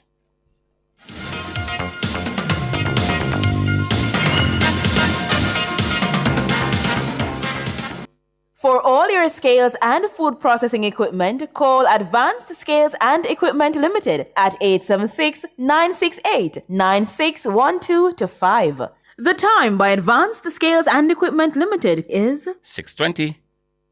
Looking for superior quality transportation from an international award-winning provider? Well, look no further. Choose Island Car Rentals, Jamaica's leading car rental company, setting the standard for ground transportation in Jamaica. For over 50 years, Island Car Rentals has been your trusted partner for reliable, top-quality vehicles. But we're more than just a car rental company. Need an airport transfer at any hour? Heading out of town and want to travel in style with a private chauffeur? Need a truck to rent for business or personal use? Or maybe you need a customized shuttle or tour for a large or a small group? Whatever your transportation need, Island Car Rentals has you covered. Call us today at 876-926-8012 or 876-929-5875 or visit www.islandcarrentals.com to book your next trip. Because Island people take better care of you. Still sweating with that old fan? It's time to upgrade! Meet Glacier, the AC unit that thinks for you. Energy efficient to slash your power bill. Wi-Fi enabled so you can control it from your phone. And self-cleaning because you've got better things to do.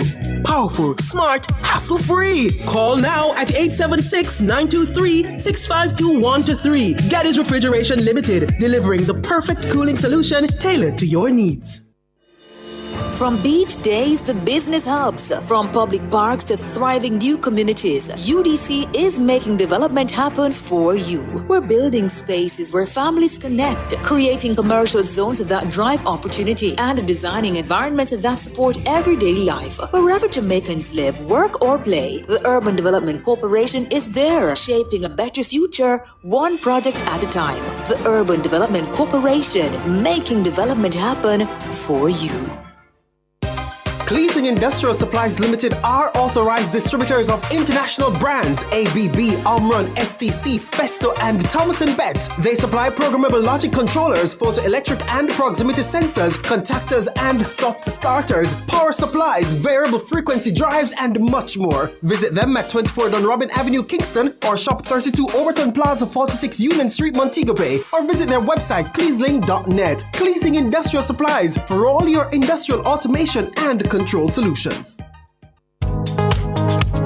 Attention registered voters! Remember to collect your renewed voter ID card before the upcoming general election. If you registered to vote in 2016 or after and did not get your new ID card, it may have been automatically renewed. Simply visit your EOJ constituency office to collect your voter ID card. Contact the Electoral Office of Jamaica at 888-991-VOTE or 922-0425-9 for more information.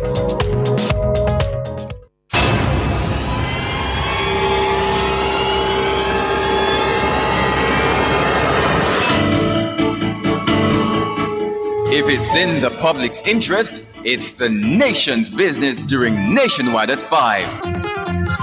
The nation's business.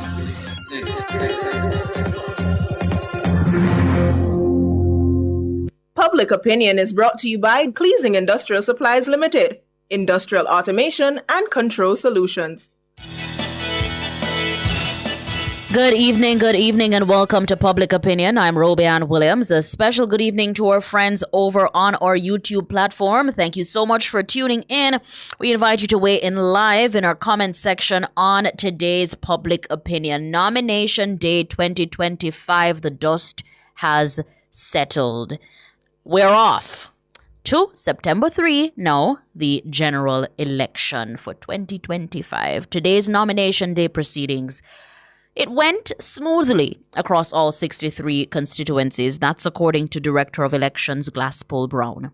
They went fairly well. There was no major incident that was reported to us.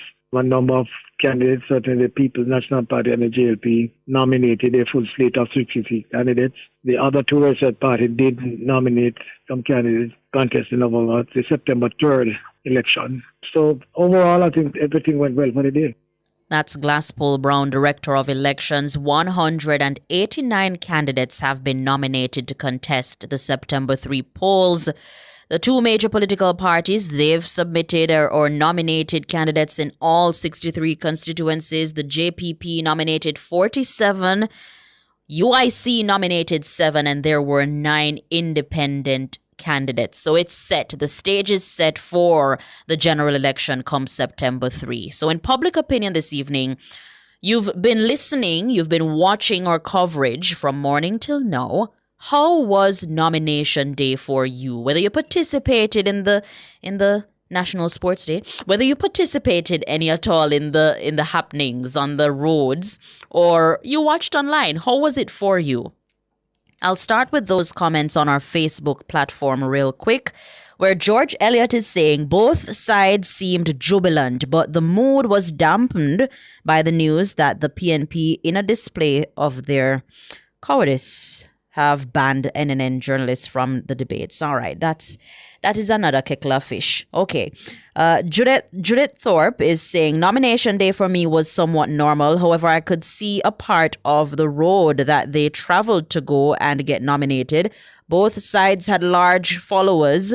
If it is anything to judge from, I would say election turnout should increase. Yeah, we hope, because we've seen the numbers dwindling over the years. Audley Phillip is saying, I'm always amazed at the festive and celebratory mood that goes along with candidates' nomination. Today is officially the start of the battle. For Clifton is saying, who is going to replace Marky G when he loses? Okay. All right. Becca Grant is saying, the real work start today. Labor rights. She's saying, let's bring out the vote come election day. All right. Incident free so far, says Robert Ranger. For Philip Jackson, he's saying, what I noticed this country achievement is not what people is all about. It's more about that should be political noise, which rings like a tingling cymbal and a sounding brass. It's unfortunate. Wow. It's not what people is all about. That's what Philip Jackson is saying, the whole festivities. Becky is saying third term loading. For Audley Nane is saying Lisa Hanna, that's the only person that can take over. Christopher Isaac is questioning rather, how do so many people with jobs, how were they able to get sick leave and other time off from their jobs? We are he says we care very little about productivity. Are you saying that productivity was stalled today based on the festivities that we saw that took place? Are you saying low productivity? That's what you're saying. On our Instagram, this is X. On our X platform, Stacey C is saying it was good until one of the nominees clearly or nearly ran us off the road in her vehicle in St. Andrew.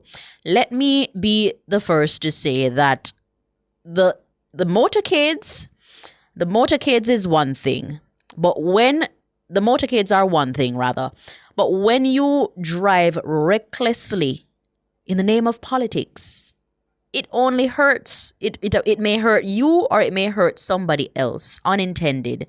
So I beg you, just drive more cautiously on the road, and think of others when you're driving in the motorcades and doing all manner of not lawful things. Yeah? For me, it was an eye-opener experience. I mean, it's not my first election coverage or nomination coverage in media, but it was an eye-opener for me, particularly in St. Thomas, where we came upon some not so favorable people of our news outlet. David Nabar is saying you can't fix stupid. I'm not sure what that is in relation to. Wise Emissary saying politics is not a single element. Every factor counts. Yeah. David Debar is saying you have to make time to support your party. Reasonable Thinker is saying we are in dire need of a decent opposition. That's our biggest problem right now. Braley is saying I'm wondering if Moreland Wilson also nominated as independent. No. I saw women in St. Thomas sitting on the windows of cars and coaster buses. I think that is very irresponsible. And that's what I'm saying, Gravish. That's what I'm saying. Be responsible in your driving. And I must point out something that a friend of mine sent to me earlier. And this happened in Black River, St. Elizabeth. There was a motorcade, a gridlock motorcade in Black River, St. Elizabeth. It's being reported. And a friend of mine had to assist somebody to the hospital, drive through, make a lane for himself to drive through the motorcade because there were so many vehicles on the road. Him couldn't pass, and there was a baby, a 3-day-old baby who wasn't breathing apparently and wanted to go to the hospital and wasn't able to go to the hospital because of a motorcade. He had to assist with that, with making a path for himself on the road, just to assist to take the mother and the child to the hospital. So people want to just be cautious and be wise whenever you're out on the road, supporting whichever party you're supporting. You know, there can really be an emergency on the road and you can be impeding such, you know. So just be careful whenever you're driving in these motorcades. Do it responsibly. Una na afia guan and agala gila afi pea soup and do all kind of manner of things we're not supposed to do. So nomination day 2025. Let's see how was it for you. That's the public opinion question we're asking. Let me see if I can get in a few more. The bikers ride carelessly, says Marlene Wright. Yeah. And just to add, the baby in St. Elizabeth, Black River, St. Elizabeth, did get the care that the child needed. They went to the hospital and everything is well. So we're thankful for that. Some other incidents I saw. Something happened near Mona High. Yes, where a bike man was hit off the bike. We saw snippets of that. But today I saw a lot of people, and it was very good that we didn't have any fights, any brawls, anything that would throw off the whole process for the day. You know, it was really good, peaceful for the most parts, a little throw a word every here and there, but it was really peaceful, and that is what we hope for going into September 3. Philip Jackson is saying, no, we must not overlook these attacks on our media house. When their people is on their job, when they're on their job, they become a target. Yeah. 3 independent. No, there were 9 independent candidates. Yes. So 47 candidates fielded from the JPP. They were nominated. The UIC nominated 7, and there were 9 independent candidates. And the 2 major political parties, they nominated all their candidates, 63 in their 63 constituencies. So we look forward to the day, election day, September 3. We hope and pray that it remains peaceful. Yeah? Thank you so much for participating in Public Opinion. The Business Report is up next.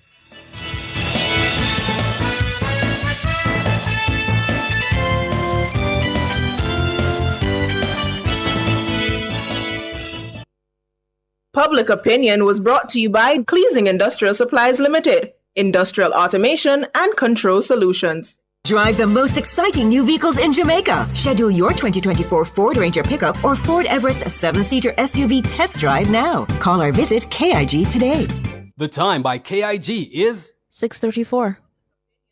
Visit Marshall's Pharmacy, Greater Portmore, for all your prescription needs, gifts, personal care, household, and stationery items.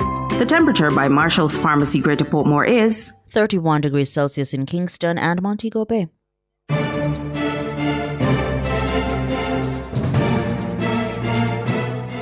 Hello, good evening, and welcome to Nationwide's Business Report. I'm Robianne Williams. The union representing Air Canada flight attendants says it will continue to defy a back-to-work order despite the Canada Industrial Relations Board ruling their strike unlawful.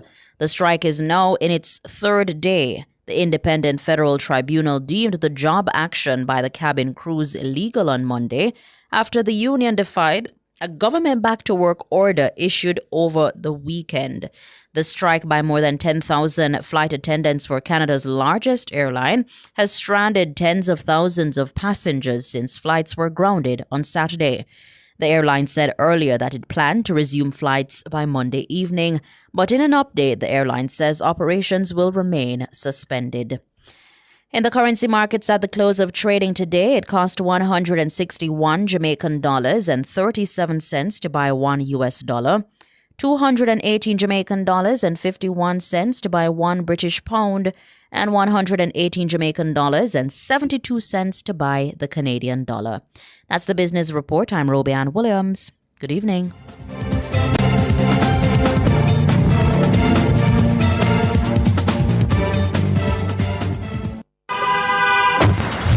Want to save money and still protect your engine?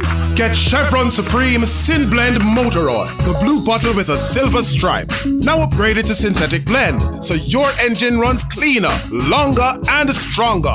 Now available island-wide at service stations and leading auto parts stores. Ask for Chevron Motor Oil, your favorite blue bottle with a silver stripe. That's Chevron Sin Blend, your engine good friend.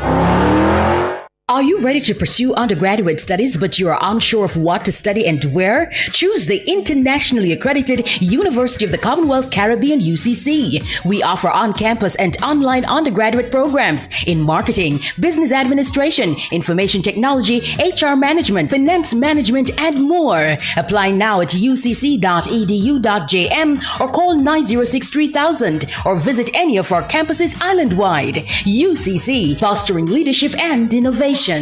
This message is brought to you by the Office of the Prime Minister. Since April 2021, NHD completed 8,330 houses. More than 10,360 units are under construction. Over 10,300 are in the planning and design stage. 6,750 are in the contract phase. 12,515 are in procurement. If you take all of that, in addition to what the NHD does directly with persons, the Jamaican public can be assured that from the NHD alone, 50,000 houses will be available on the market to meet the demand that exists.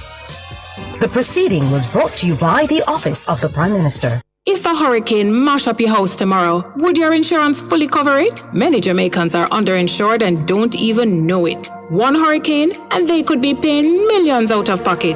BCIC's free property valuation tool is here to help everyone update their home's rebuilding cost. Plus, when you update your sum insured with BCIC, you'll get $5 million in free contents insurance and up to 12 months to pay. Visit bciconline.com. JPS! Keep it cool, keep it cool. Summertime hot, but we have all the tools. Keep it cool. Enough ways to see it, you just have to choose. Stay out of the fridge, just use a igloo. Remember your Kisco ice and the juice. The fan AC combo, yeah, I hit that. AC for a bit, then a fan after that. Keep it cool. This summer JPS have all the tools. Keep you cool with JPS. Download the JPS app today. This message is brought to you by the Office of the Prime Minister. Do you have the financing to support a long-term investment program in water? And the answer to that is yes, because we have managed the economy in such a way as to be able to do that. We deliberately make a point of every week either breaking ground, handing over, turning on, not announcing, because it shows you the track record of delivery. So you can have faith in that yes, you don't have it now, but there is a program in place backed by good fiscal management so that it can project the revenues into the future to support the future project. And that's what you want. You want government policy with endurance. The proceeding was brought to you by the Office of the Prime Minister. Stay ahead in your career with UWI-STAR, the short-term advancement resource center. Our programs are designed to support your professional growth. Join our community of professionals and take the next step in your career. Visit our website, www.mona.uwi.edu/short-courses to learn more about the continuing professional education programs of UWI-STAR.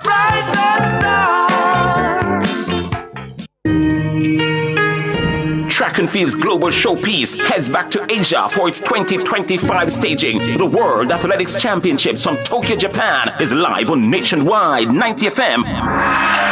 September 13 to 21. Great start from Seville, who's got a little bit of a march on Noel Lyles. Seville's going to win this. Brilliant race. He even has time to salute. How will the Jamaicans stack up? The likes of Kishane, Oblique, Nikisha, Tina, Sherika, and Lavelle, all seeking podium spots. Really good running on the near side too from Tia Clayton. Tia Clayton takes it there. And the world will say goodbye to Shelly-Ann Fraser-Pryce. Watch for Shelly-Ann Fraser-Pryce. She brings the curtain down on her 18-year career. She goes back to where it all started. And she's going to do it. Shelly-Ann Fraser-Pryce. Live every moment from the World Athletics Championships from Tokyo, Japan, September 13 to 21 live with a kind of coverage only Nationwide 90 FM provides.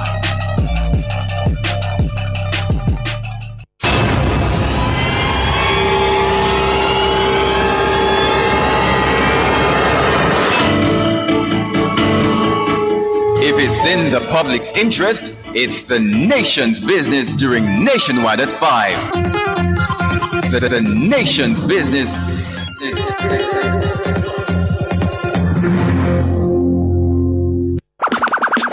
You hear, say Nationwide back to school fair get pushed back to August 23? What? Push back? Lord, man, me ready to go Harmony Beach Park, you know. Yeah, man, but them push it back to make it bigger and better. More vibes, more giveaways, and more things for everybody enjoy. So tell me something. The book swap still go on? Yes, man. Still bring the books the kids don't need, and them can swap it for the ones them can use. Plus, them are gonna have health screening, school supplies to buy, banks and location, and enough giveaways. Alright, me like the sound of that. But anything else I want? Then no must. Me hear say them have domino tournament, scavenger hunt, and beer things for the whole family. So make sure you register. Register? So how me have to go register now for go in if it's free? Because once you register, you automatically get entered to win the grand prize in the special raffle. Me have to go call up some of my friends them cause we can't miss this. So tell me now, what the new date? August 23, same place, Harmony Beach, Montego Bay, from 10 a.m. to 6 p.m. Nationwide 90 FM's Back to School Fair. Bigger, better, and full of vibes. The NNN Back to School Fair is brought to you by KFC, Massey Distribution Jamaica Limited, Cozy Corner, Phoenix Vision Center, the Jamaica Public Service, the Jamaica Customs Agency, the Urban Development Corporation, UDC, Friends of the Mayor's Parlor, JTA Credit Union, Stewart's Automotive, J&J Pharmacy, Hospitan, Budget Car Rental, Digicel Foundation, Sun Life Tours JA, Pop Fashion Limited, Charm West Limited, Discount Lumber and Hardware Limited, and All American Institute of Medical Sciences.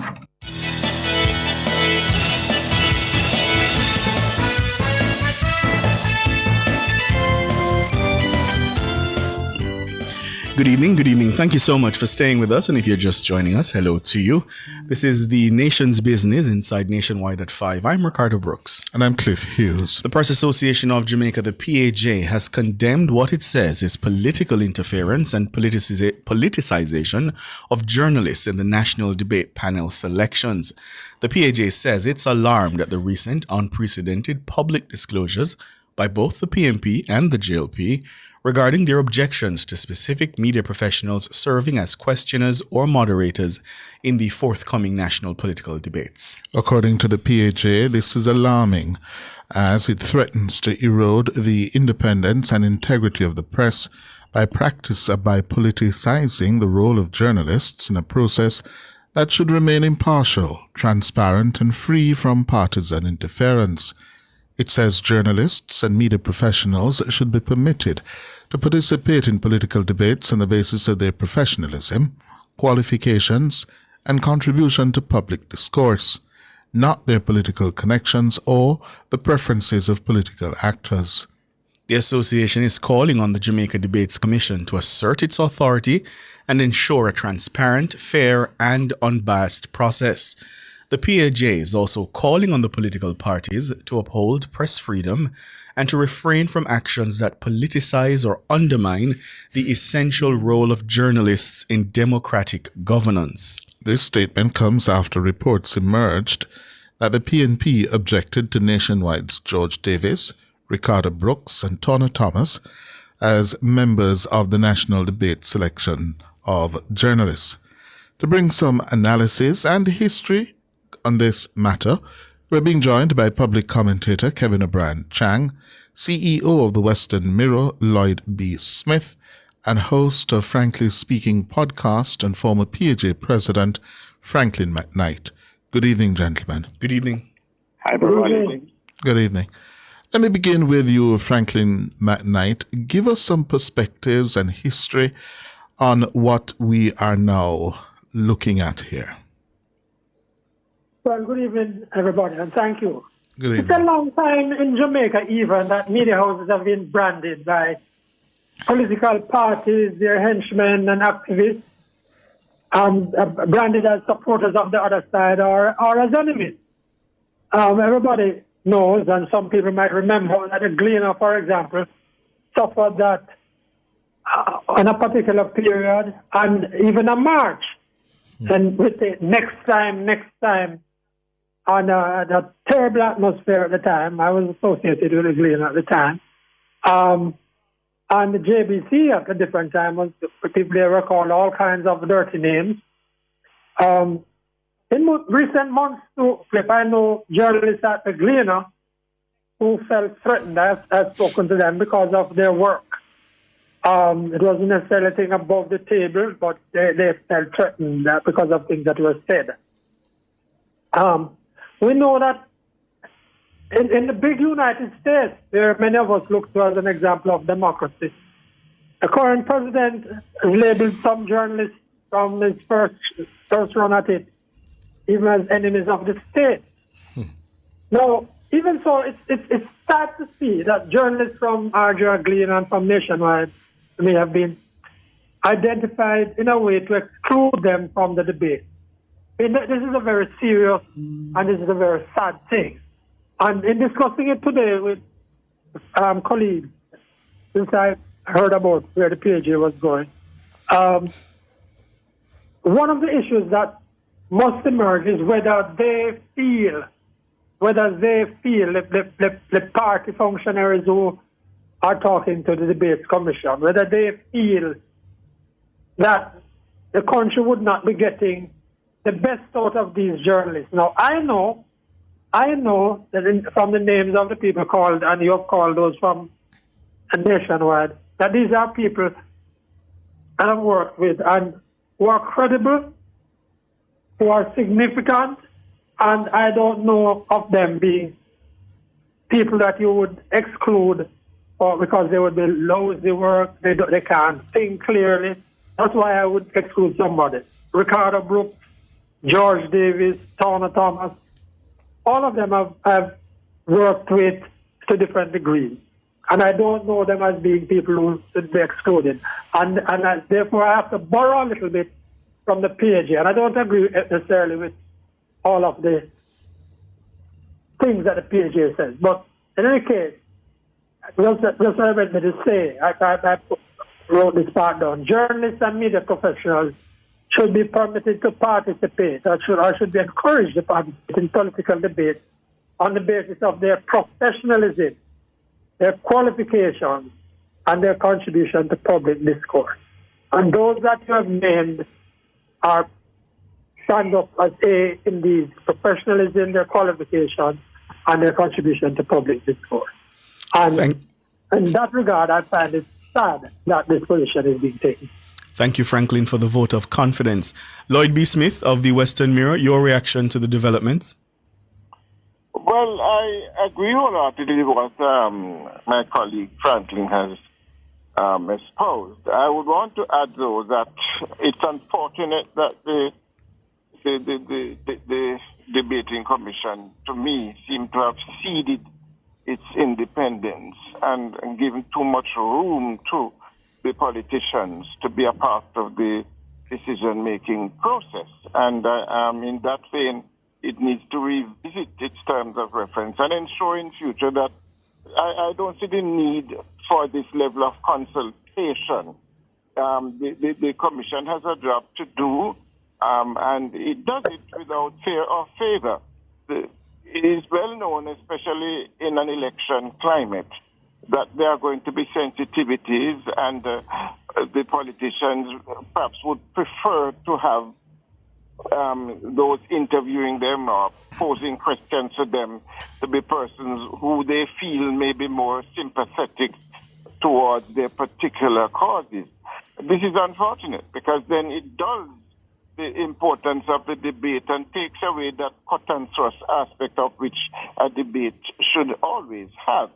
So I think for me that's where the buck stops, and I would hope that the debating commission will look at this and in the future does not give so much leverage to these politicians, because the harsh reality is that we have politicians who are very narrow-minded in the very finances and are overly partisan.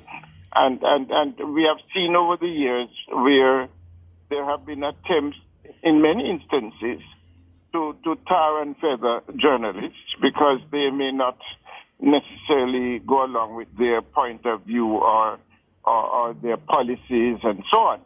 And this, of course, is expected in any thriving democracy. There's always that tension between the media and politics, and that will never go away. Mm-hmm. But to bring it into the national debating scenario, I think is unfortunate. Yes. Kevin O'Brien Chang, your perspective? Well, there's a very famous quote by the philosopher Voltaire.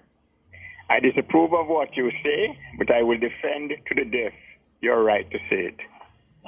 And all democracy is based on that premise. I was just looking up at the Global Institute for Democracy, and they had 171 countries.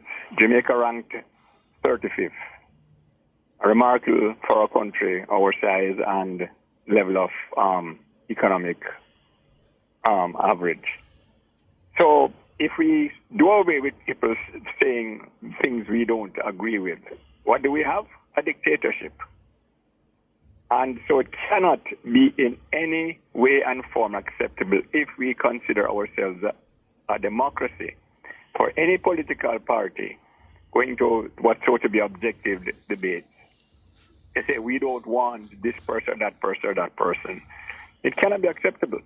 If that goes, our democracy goes. There are three pillars of democracy, free and fair elections, rule of law, and freedom of speech. And I would say freedom of speech is number one, especially for Jamaica. Our freedom of speech is why we have preserved our democracy. And as I said, it's completely cannot. As I said, if politicians start saying only certain journalists have a right to ask questions, we have lost our democracy. And I want to bring up another thing. one of the dangers when political heads, the senior people, start calling the journalists by name is that their supporters will take it on themselves to do a kind of jungle justice. It happened to John Hearn in 1977 at the PNP conference. At the National Arena?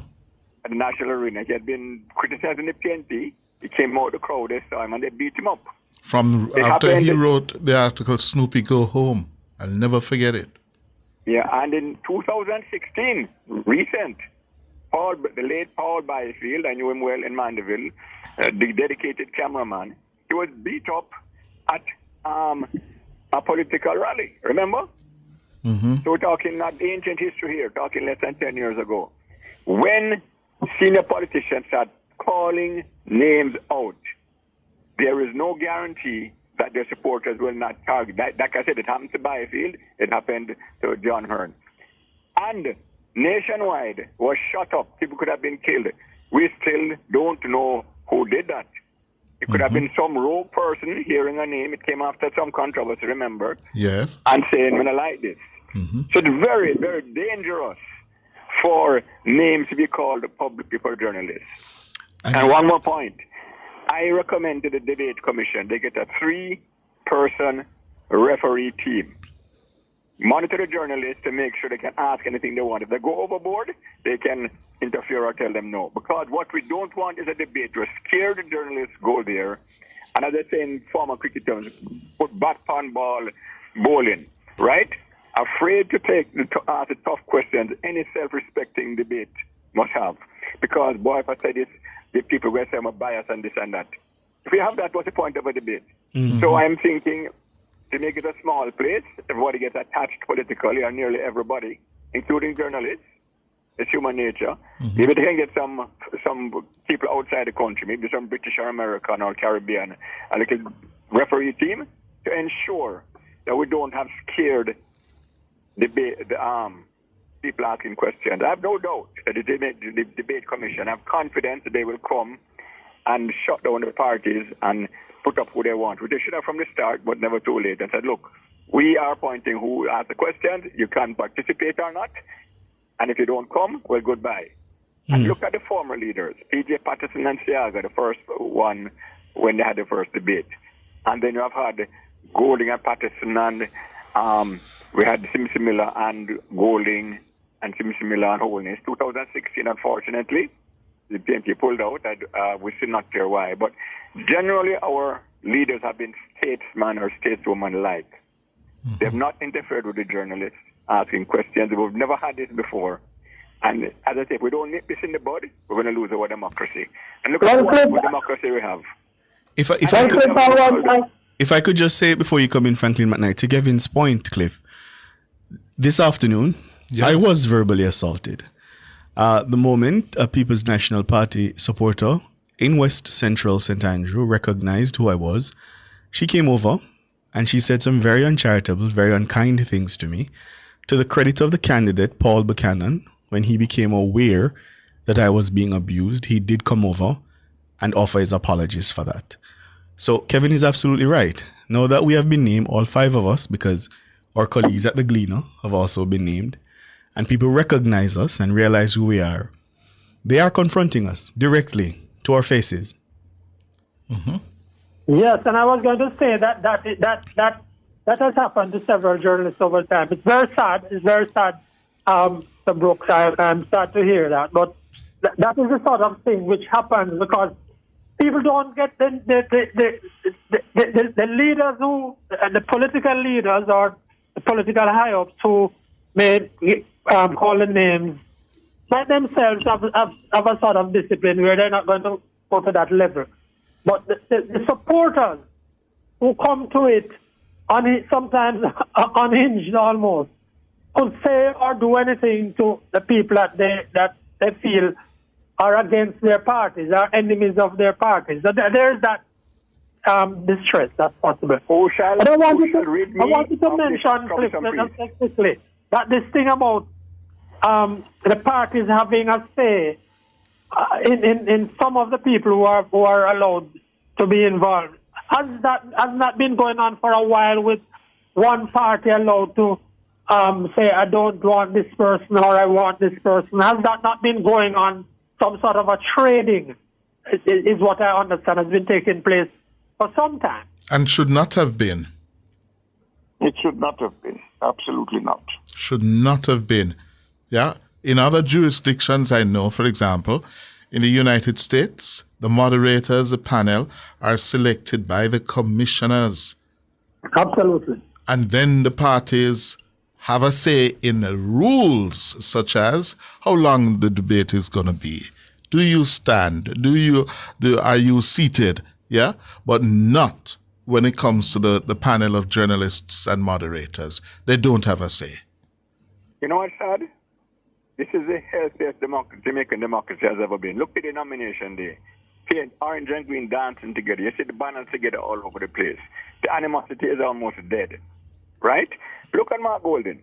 Mark Golding is a white man, 100% British Jewish man, in a 95% black country. He goes on stage. Does anybody care what his color? Not a soul. It's incredible. We have one of the most fantastic democracies on the planet. And to see the higher-ups, we see now, formerly they used to say now, the higher-ups get on together and the supporters fighting. Now the supporters are getting on together and we see the higher-ups fighting, being tribalist. It's a terrible example. I call on Andrew Holness and Mark Golding, come together publicly somewhere and read Voltaire's quote. This is the basis of all democracy. Mr. Holness and Mr. Golding will have to lead. If you don't, who will? And reaffirm that we in Jamaica, who no matter who we are free to talk any foolishness we want. Whether we're journalists or not journalists. Because they can shut up journalists, they can shut up all of us too. What's that time? And I kept saying today it's nationwide. Yes. Tomorrow it could be the Western Mirror, or it could be the Observer, or it could be Irie. It could be anybody. Yeah. Yeah, and it could be random. As I said, if once you start silencing anyone, you have lost your democracy.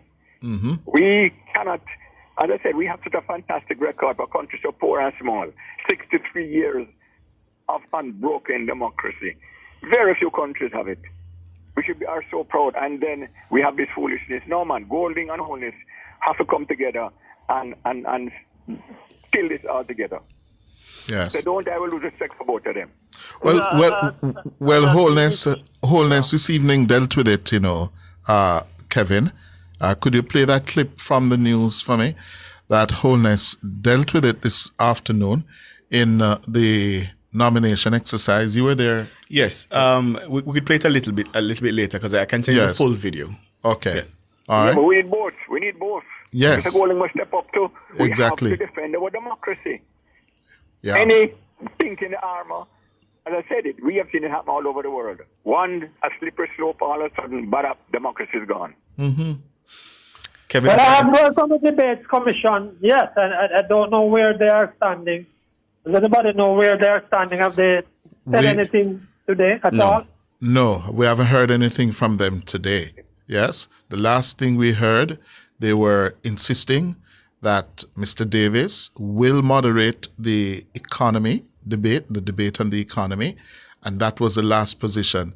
In terms of what has happened since then, that the PNP is battening down and saying that it's a deal breaker if George Davis remains the moderator. We haven't heard anything further.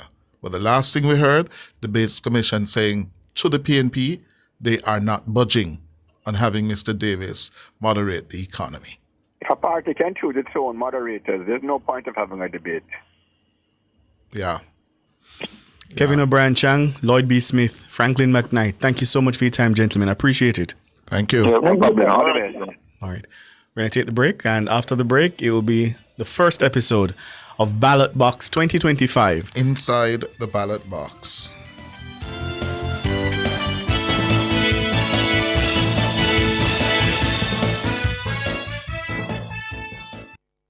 Truth is, you can live life to the fullest with HIV. This time signal is brought to you by the Ministry of Health and Wellness. The time is... It's 3 minutes after 7. Multi-link, access every time, everywhere I go. Multi-link, 24/7 access for me. It's just a win-win when we use multi-link. This card is Jamaican built, yeah. Fast and secure, you can use anywhere. Spend while supporting the economy. Look for the Multilink logo on your card and benefit from Jamaica's largest debit payment network. Multi-link, 24/7 access for me. What would I do without my Multi-link? You're listening to Inside the Ballot Box on Nationwide 90 FM as we cover the 2025 general elections. It's the race to 32.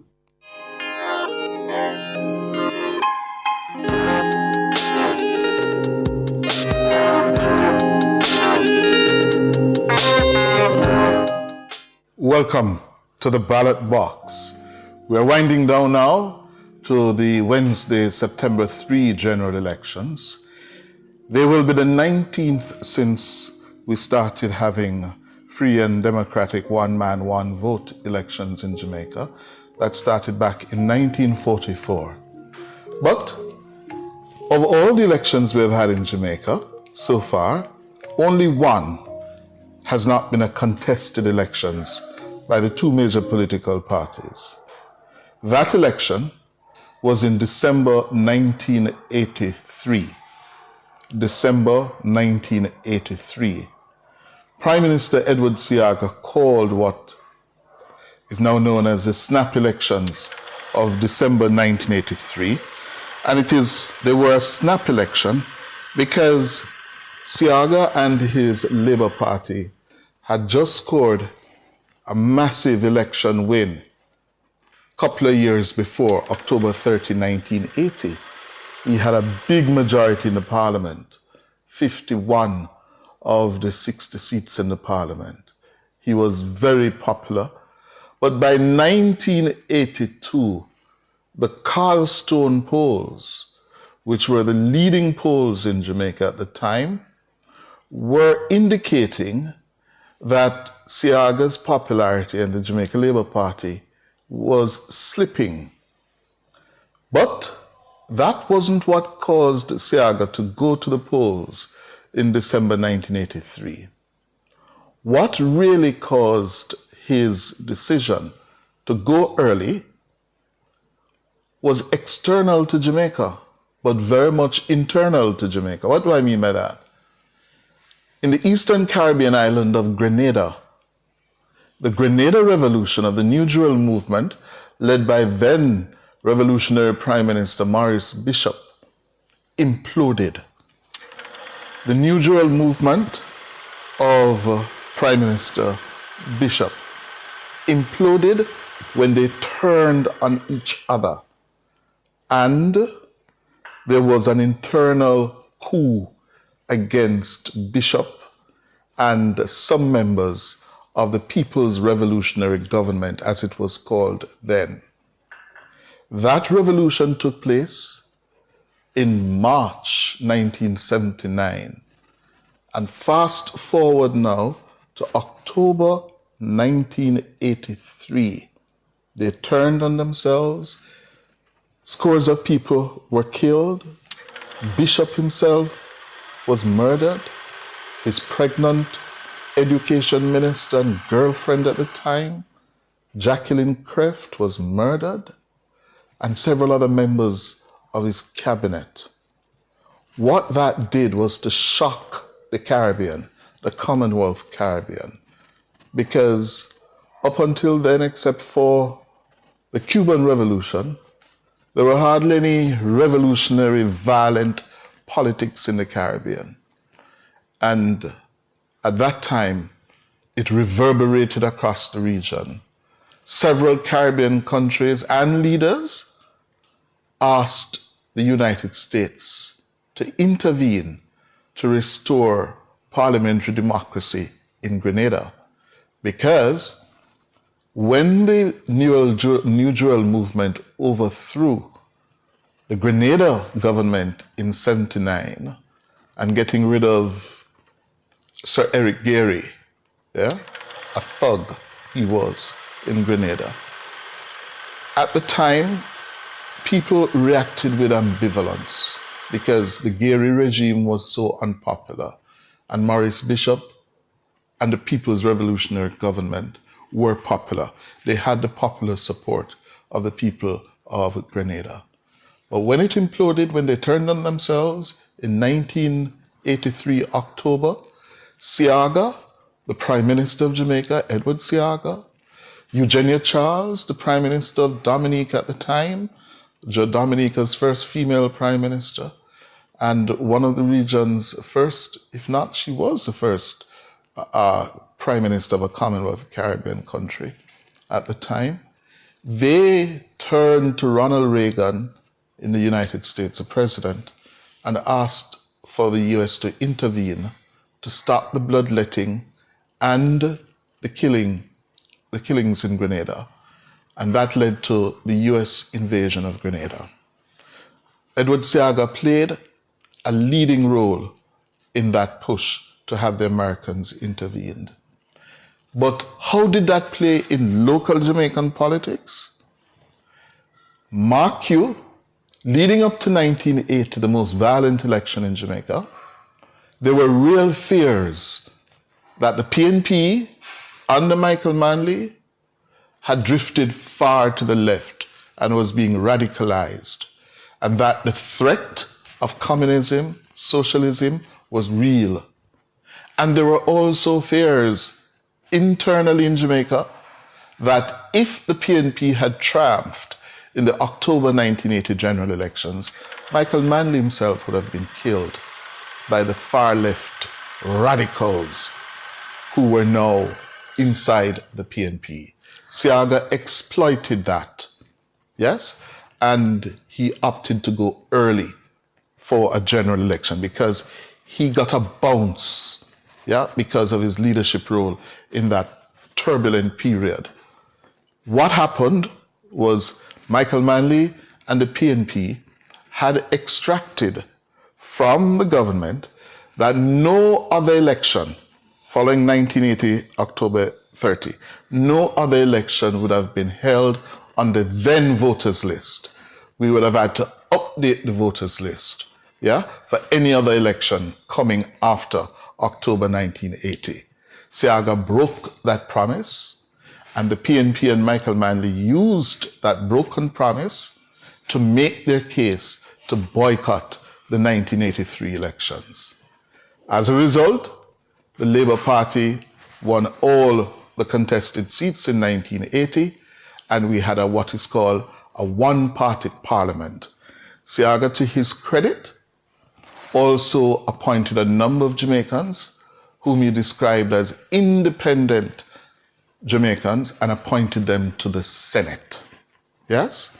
I recall one being the former president of the JTA, noted educator, author, UW professor, Errol Miller was one of those he appointed to the Senate. So that is the backstory to why the October or the December 1983 general elections were boycotted, and up until now, the only uncontested general election in Jamaica's history. I'm often asked, what is a marginal seat? How do we determine a marginal seat? A marginal seat is one constituency, one of our 63 constituencies, or we have several of them now, where the voting pattern over the years suggests that it is a seat that can go either way. Yes? It is not what we call a safe seat or a stronghold seat. It is a marginal because it has demonstrated in terms of the outcome of elections contested there that any of the two political parties could win it. And we have several of them that we're watching in this 2025 electoral cycle. For example, Eastern St. Andrew, where the finance minister, Favour Williams, is defending a majority of almost 2,000, yes, coming out of 2020. But prior to 2020, Eastern St. Andrew, which comprises communities of Mona, and Papine Division, Backbush and Mountain View Avenue, those voters are they go between the two political parties. Yeah? They're not beholden to any of the two political parties. So it is marginal because it is competitive. Normally, the margin of victory in an Eastern St. Andrew is no more than 400, 500. As close, Favour Williams won it in 2016 by 121 votes. Right? Another marginal seat is a seat that, as I said, you can't predict with any confidence the winner. Yeah? And they tend to be swing seats or weather vane seats. So, for example, Southwest St. Elizabeth, Floyd Green seat up against Miranda Wellington. It is a seat that tends to vote for the winning party because it is a competitive electoral process that takes place whenever there's a general election there. Yeah? So you can't put your pot on it, as we would say in Jamaica, that this is going to go Labour or this seat is going to go to the People's National Party. So it is a seat where the two parties have everything to play for, to win or to lose. That is what makes it a marginal seat. There are some famous marginal ones we're looking at. Eastern St. Andrew, as I said. East Rural St. Andrew, Juliet Holness's seat. Yes, it tends to swing. Yeah. We're also looking at, as I said, at Southwest St. Elizabeth, Floyd Green seat. Southeast St. Elizabeth, it's marginal, but it tends, whenever the PNP is doing well in the country, it tends to vote PNP. Yeah. Also, we have a seat such as Western St. Mary. That's what you call another marginal weather vane seat. They go between the two political parties. So you've been hearing the reports that the JLP chairman, Robert Montague, may be in trouble in Western St. Mary. We don't know, but polling suggests that he is in a spot of bother. So those seats, as I said, tend to go between either of the parties. Marginal seats are the focus of attention in terms of political strategizing by the political parties. Going into September 25, by all count, based on the results of 2020, you're looking at seats that are won by less than 1,000 votes. Yes? So all it takes, 500 people to say, listen, I'm done with you, and vote the other way, and you could have a flip. Yeah? That is a point of focus as we speak for the engine rooms at Belmont Road and 89 Old Hope Road. The organization has to be focused on those marginal seats because an election night, how they vote will determine who wins the race to 32. That's it for Inside the Ballot Box.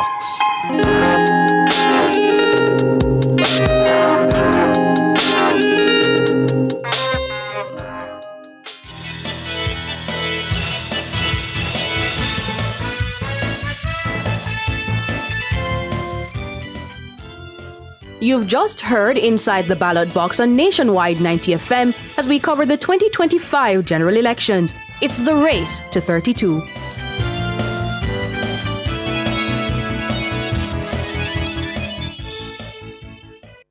As of June 1, Jamaica's minimum wage is now $16,000 per 40-hour workweek, up 158% from 2016, marking the highest minimum wage in the nation's history. We are building Jamaica. The time by the office of the Prime Minister is... It's 17 minutes after 7. Up next, The Watchman, and then we'll have 2 pieces of audio and video for you from the Prime Minister on the Nomination Day Trail.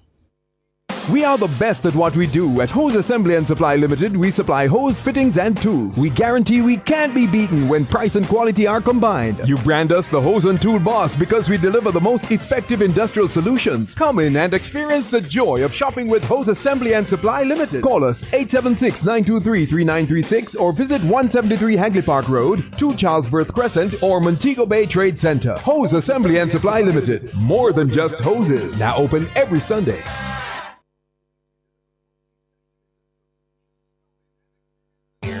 The Watchman. Exploring issues shaping our society, government, and business. Provocative, unconventional. Dr. Henley Morgan is The Watchman. Good evening. An election-winning political platform. Neither of the two political parties, JLP or PNP, has been bold enough to campaign on a platform of dismantling political garrisons. The party to take such a stand would, I think, be assured victory at the polls. The dictionary meaning of dismantle is to strip, to smash to pieces, to pull apart, to cause a machine or system to stop functioning. Applied to garrison communities, the definition implies doing violence to communities and residents with nothing to follow. There is a verse of scripture that suggests a different context within which to understand and approach dismantling strongholds. It reads thus: I have this day set thee over the nations and the kingdoms to root out and to pull down and to destroy and to throw down, to build and to plant. Jeremiah chapter 1, verse 10, King James Version. Consistent with the biblical wisdom about pulling down an unrighteous kingdom and replacing it with a righteous one, in 1942, Austrian economist Joseph Schumpeter coined the term creative destruction. Developed for application within the manufacturing and industrial complex, the context has found wider application, including dismantling man-made societal machinations to make way for organic and metamorphic transformation. I have great discomfort with how our governments and security forces have gone about attempting to reduce crime and violence, most of which emanate from the over 750 garrisons and marginalized communities. My fear is that what we currently see being played out in poor inner city communities will become the new normal, following a trend that started with the 2010 Tivoli security incursion.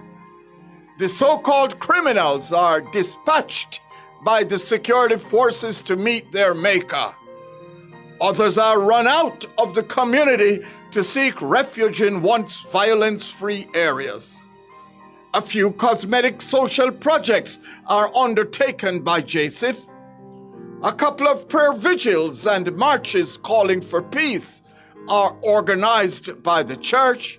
Then the country turns its collective back on the affected communities for the cycle of poverty, hopelessness, and crime to continue with deadlier consequences in the future.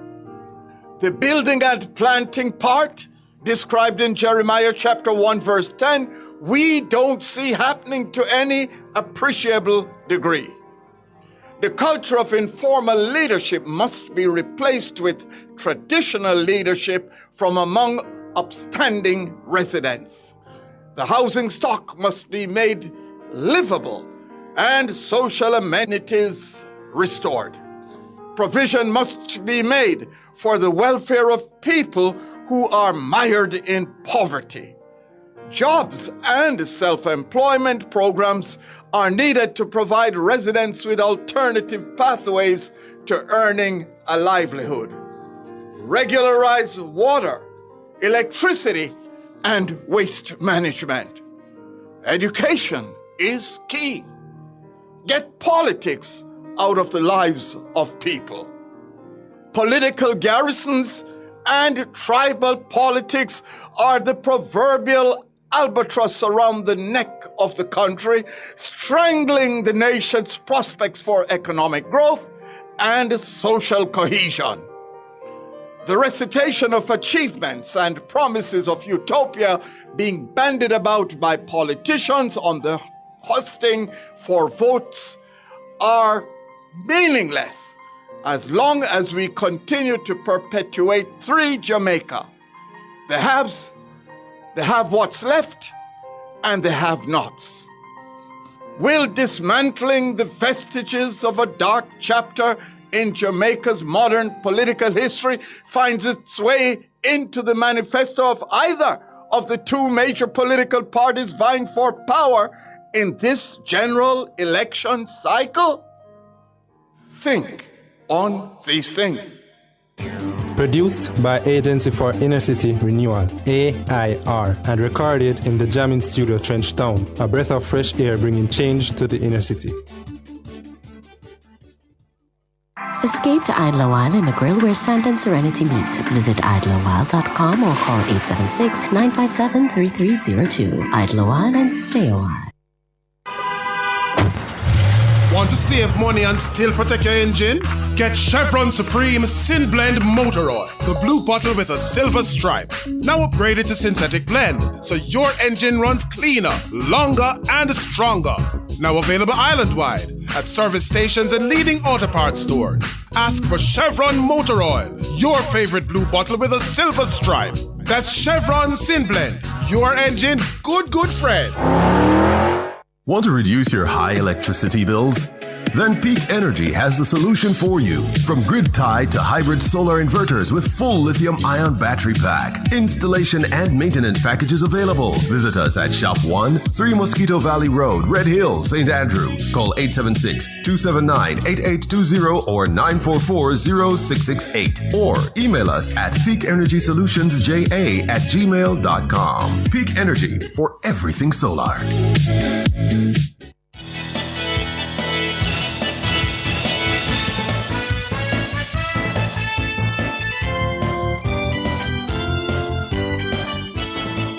26 minutes after 7, we're gonna give you some video from the Prime Minister. He took questions in a gaggle with journalists after he was nominated today, and the first question posed to him was about the blacklisting of nationwide journalists from the national political debate. Here's what he had to say. Prime Minister, what's your reaction to news that the People's National Party wants particular journalists barred from the national political debates? Listen, my own view is that the PNP is exuding a certain arrogance that the people of Jamaica should be very careful. Political parties don't have the luxury of choosing the journalists to interrogate. If that were the case, then they would have full control over the narrative. The challenge for the PNP is that they have a mindset where no one in media must be negative against it or challenge their perspective. Ultimately, that is the greatest anti-democratic stance that any political party would take. You would not hear of this from our political party. Of course, we will object if we feel that we were wrongfully done by a journalist or a news outlet. But, we're not going to object to journalists being part of a debate. In fact, I don't think we have. And it is I find it to be totally anti-democratic, and it's a bit of hypocrisy because they talk about supporting the press, but the evidence of their action is to be seen. Prime Minister Dr. Andrew Holness there shortly after being nominated as the JLP's candidate in West Central St. Andrew. Mm-hmm. He makes a point, of course, a political point, because it's the election season. But I think also the comment he makes, the observation he makes about the PNP is exuding a certain level of arrogance is with merit, has merit. Because when you look at this particular issue, when you're in an election season, you don't create more enemies or turn off voters. That's the term. Turn off voters.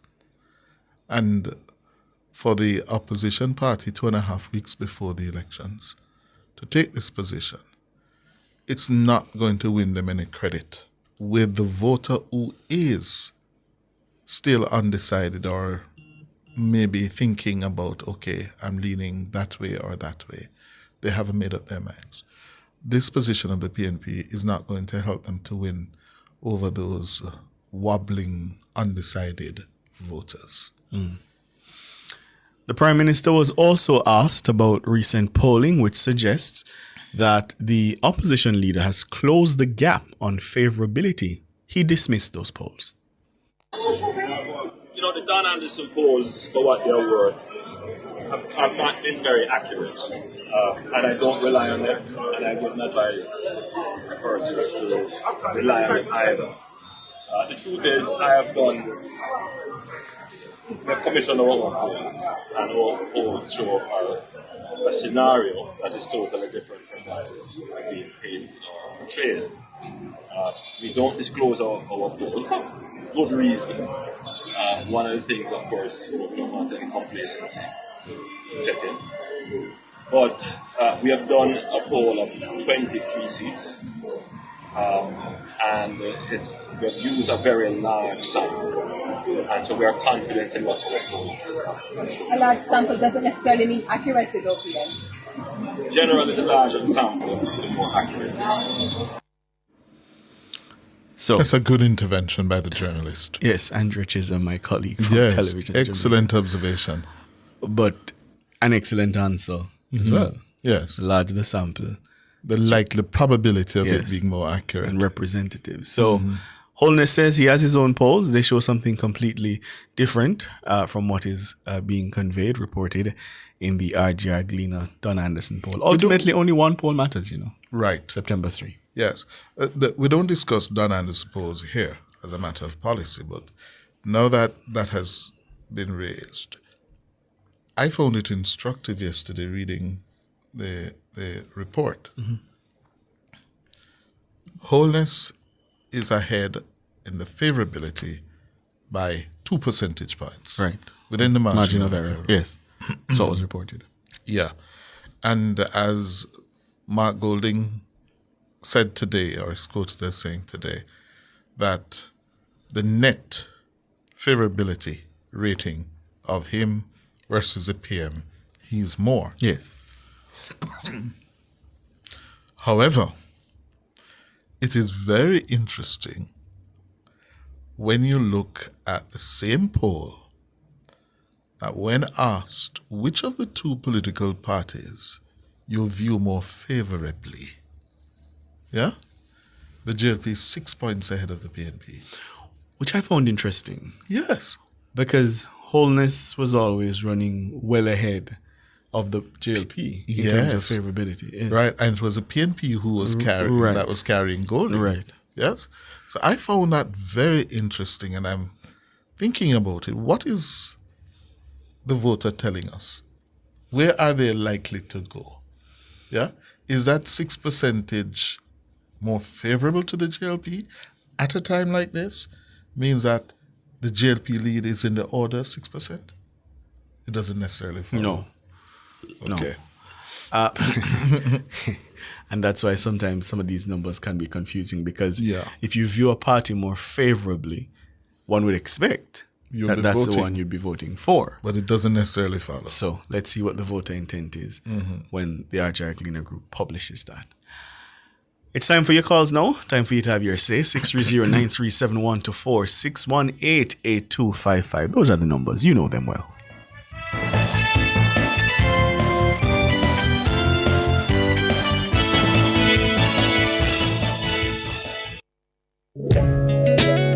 Do you have a consumer-related issue? Want to learn more about matters concerning you as a consumer? Well, keep it locked to Nationwide 90 FM for the Consumer Hour with me, Nora Gay Banton, weekdays from 9 to 10 a.m. For all your consumer-centric matters, stay tuned to the Consumer Hour on Nationwide 90 FM, a revolution in media. It's Monday, get over your blues. Or Tuesday, Wednesday, Thursday, Friday. The E-Zone is here for you. With the Stinger Honeybee and Karim Boyatings from 3 to 5 p.m. on Nationwide 90 FM. We've got your entertainment news. Then we want to hear your views. What you said. Jump in the mix. Or the hot seat. Don't miss our brain busters. Or the crazy giveaways. Let's talk fashion. Send us your outfit of the day. Ooh, cutesy. Very demure. Are you looking for love? Come on one of our blind dates. Send your request to ezone blinddates@gmail.com. That's ezoneblindates@gmail.com. And stay tuned for your confessions. These are my confessions. Share them with us at ezoneconfessions@yahoo.com. I mean, is this planet Earth? Is it? I don't know. Let me check. Either way, it's got a buzz. And a bugger thing. Ow! Ow!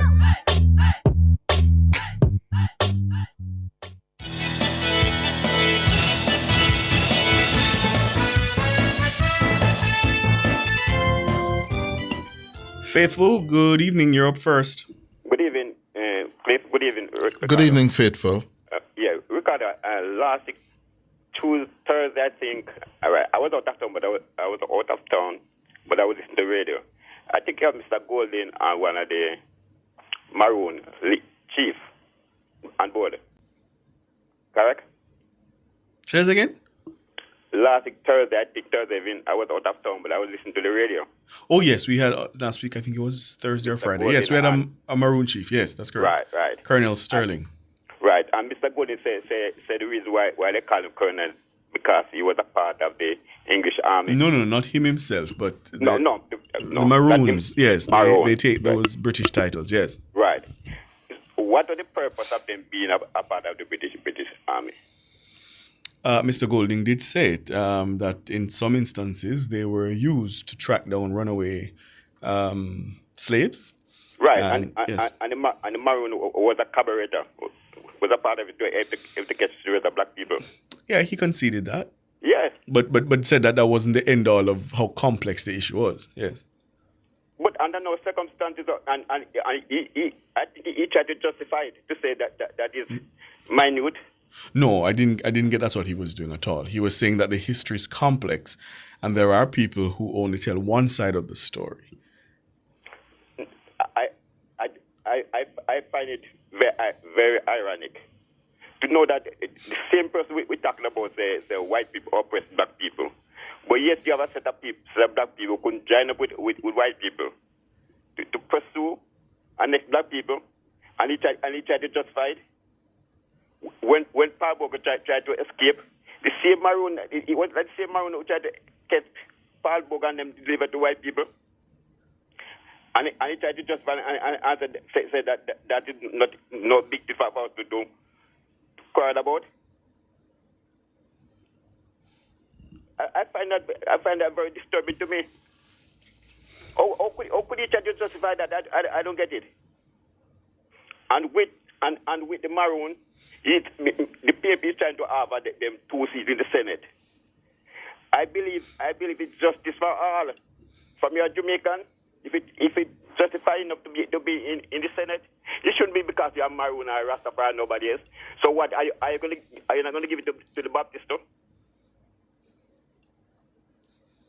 But Hello? You know what I don't understand about the proposal?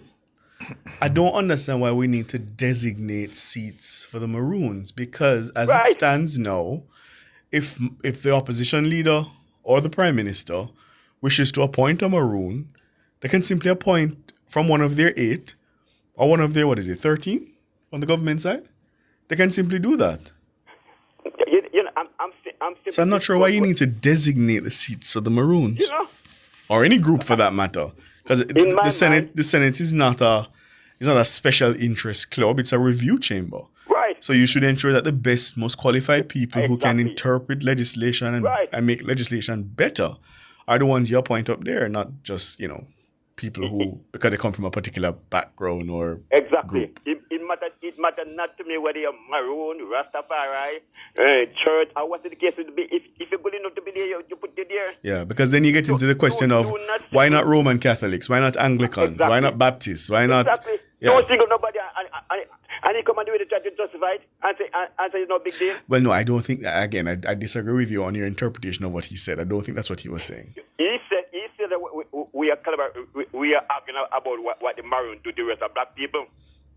And he say we are major in the mind or something to that effect.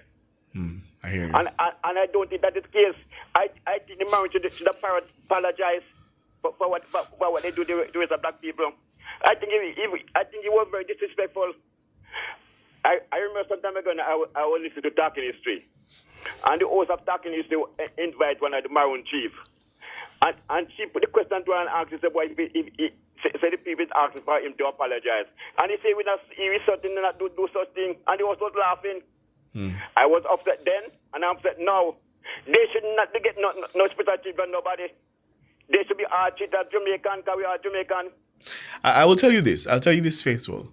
Because I saw the reactions online to that interview. There are a lot of people who are as angry as you are about it. In fact, I recall seeing somebody say, go to hell. I was so pissed off, man. Yeah, I was out of town, but I was into the radio. And Magnum, Mr. God, he was trying to give some good history background now. But when he come out, I was say, it is no big deal, and he tried to justify it. Come on, man, get real. All right, here you're Faithful. Thanks for the call. Omalo, good evening. Yeah, good evening, Cliff. Good evening, Ricardo. Good evening, sir. Before I move on to really what I call it to talk about, I just got to say something because listening to the Watchman, it seems like ever since crime is going down, there's a lot of sympathizers showing up for those people who wish to challenge the police. I don't know where they're coming from, or I don't know what is really upsetting them, because these people have a choice to bring themselves in, turn themselves over, or you challenge the police, meet Jamaica. But it seems like there's a lot of people just have a lot of commentary and things to write about now, as soon as we see some difference in the crime going down. It's all about poor people and the sympathy for the inner city. Whenever I hear about it, when all the people were being murdered in Jamaica, there was no commentary and writing about those things. Anyway, Cliff. Hold on, Omalu, because while I think I have some sympathy for your position, yes, it's not a black and white. When we are into a zone now, when the number of police fatal killings has hit more than 200 so far. Yes. For the year, yeah? Then people of goodwill, yeah, start to get nervous, especially given the history of this country where police fatal killings are concerned. We've had a bad history where police abuse their power and authority. That is a history that is recent. You think we should restructure Indicom? I'm not there yet, right? Okay, but what so I'm asking you to consider is that those people who are beginning to express concern about the number of police fatal killings, don't dismiss them out of hand. They're not bad people. They're not protectors of criminals. No. It is a matter of concern. And that is why it is important that the police commissioner continues to respond to this as he has, pointing out that, listen, the greater intelligence capacity of the force, the greater ability of the force to identify the criminals is going to lead to more confrontations with the police. And if you confront the police, you're going to lose. Yeah? That needs to be remembered at all times. Don't dismiss the concerns out of hand. You see, Cliff, I am trying as a Jamaican Yes. to trust the institutions that the government put in place to give me back a report on what is going on within the system. I'm very much trying to trust them. Yes. And I'm trying, that's why I ask if we need to review what Indicom is doing. Because if I cannot trust Indicom to give me back something as to what the police are doing that is wrong, or what the police are doing what is right, then I don't see its purpose really serving the Jamaican people. And we need to find something new. Got you. That's fair. Thanks, Omalo. That's fair. No, that wasn't what he called about, you know. Oh. The next thing I called to talk to you about is this. What are people up on the line? All right, go on, Omalo. Cliff here, second round. It's this thing that they talk with you hear people are deciding who is it that's supposed to be on the debate and all of these things. But I'm going to say something to Nationwide. Nationwide, you have caught up in these people boogeyman syndrome. They're creating boogeyman because when you lack policy to sell the people, you create something that creates a type of psychology of coming together. And nationwide, it's almost like a country developing, want to create a boogeyman in our next country to let its people feel a certain way when they talk about that country so they could, go to war or whatever. Nationwide has become the boogeyman to bring the PNP together. They are being used as this in their psychology, in their rhetoric, to bring their group together because they have nothing else to sell. They are not selling anything where it concerns to nation development in the sense of good policies, challenging policies.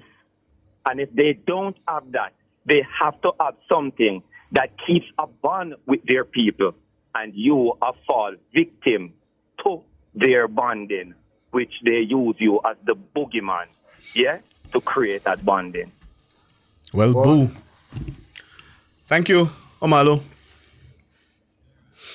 Delroy. Hi, good night, Rick. Good night, Ricardo. How are you doing? I'm all right. I'm good. Good. I had a little thing that I'm thinking about. Down in Western Westmoreland, I don't really see nothing from down there, no report from there today. But I could really watch Mr. Danny Lawrence when he go and nominate.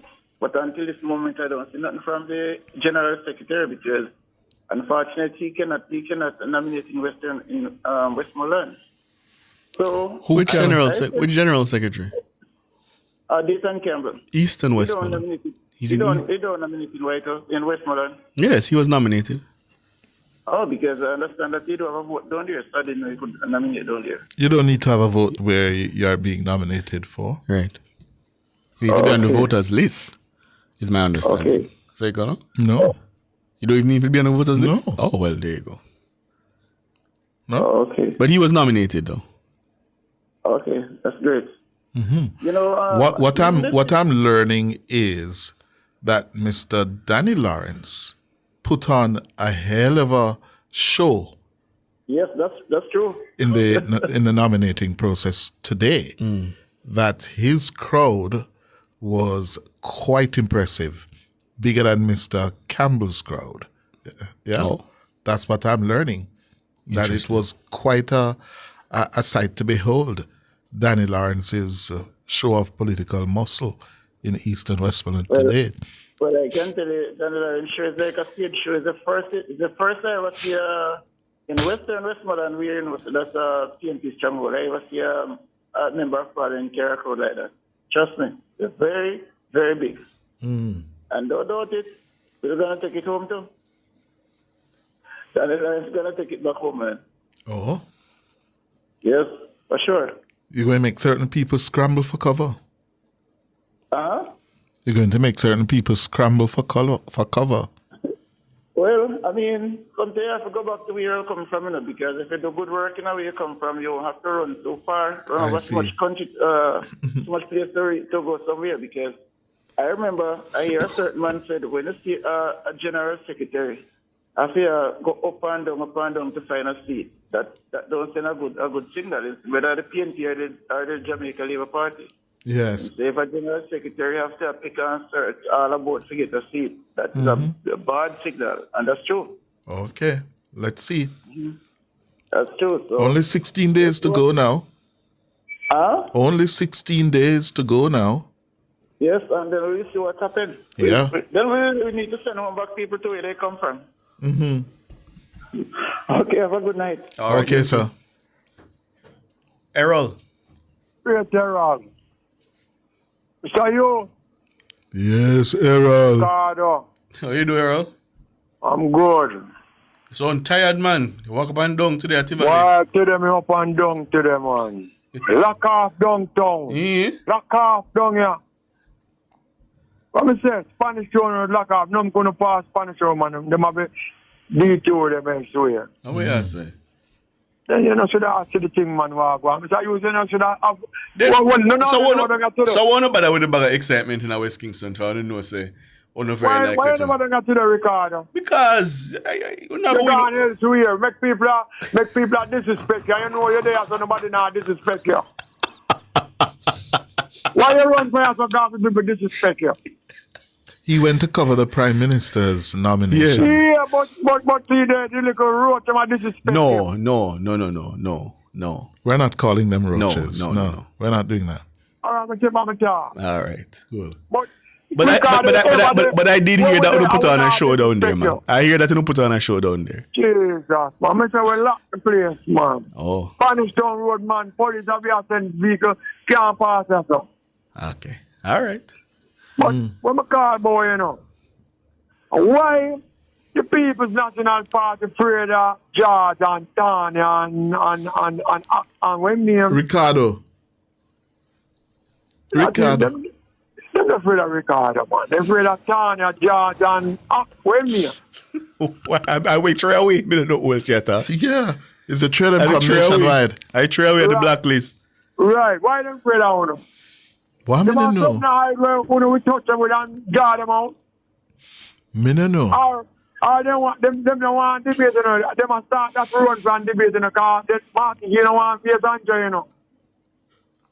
You know, I'm hearing more and more of that throughout the day. People are telling me that, listen. They don't want debate, you know, so they do anything with debate not coming, no comment. Me tell you, Marky G afraid of Pro-God, you know. Oh? Remember Pro-God step on him in the parliament, you know, man, in a budget, you know, so you know, debate. But I would think he wanted that debate. He has had a lot to say about bro gods, unsuitability for the job. Why them have debate? Why don't you compete then? And stop and pick who they want to pick. Them can't pick who they want to pick for debate, brother. I know them are the thing there. Well, no, me tell you, no NNN. We don't want no RJ, we don't want no Gleaner, we don't want no thing there, we don't want any, we don't want them. So debate can withdraw. I see that is the danger, you know.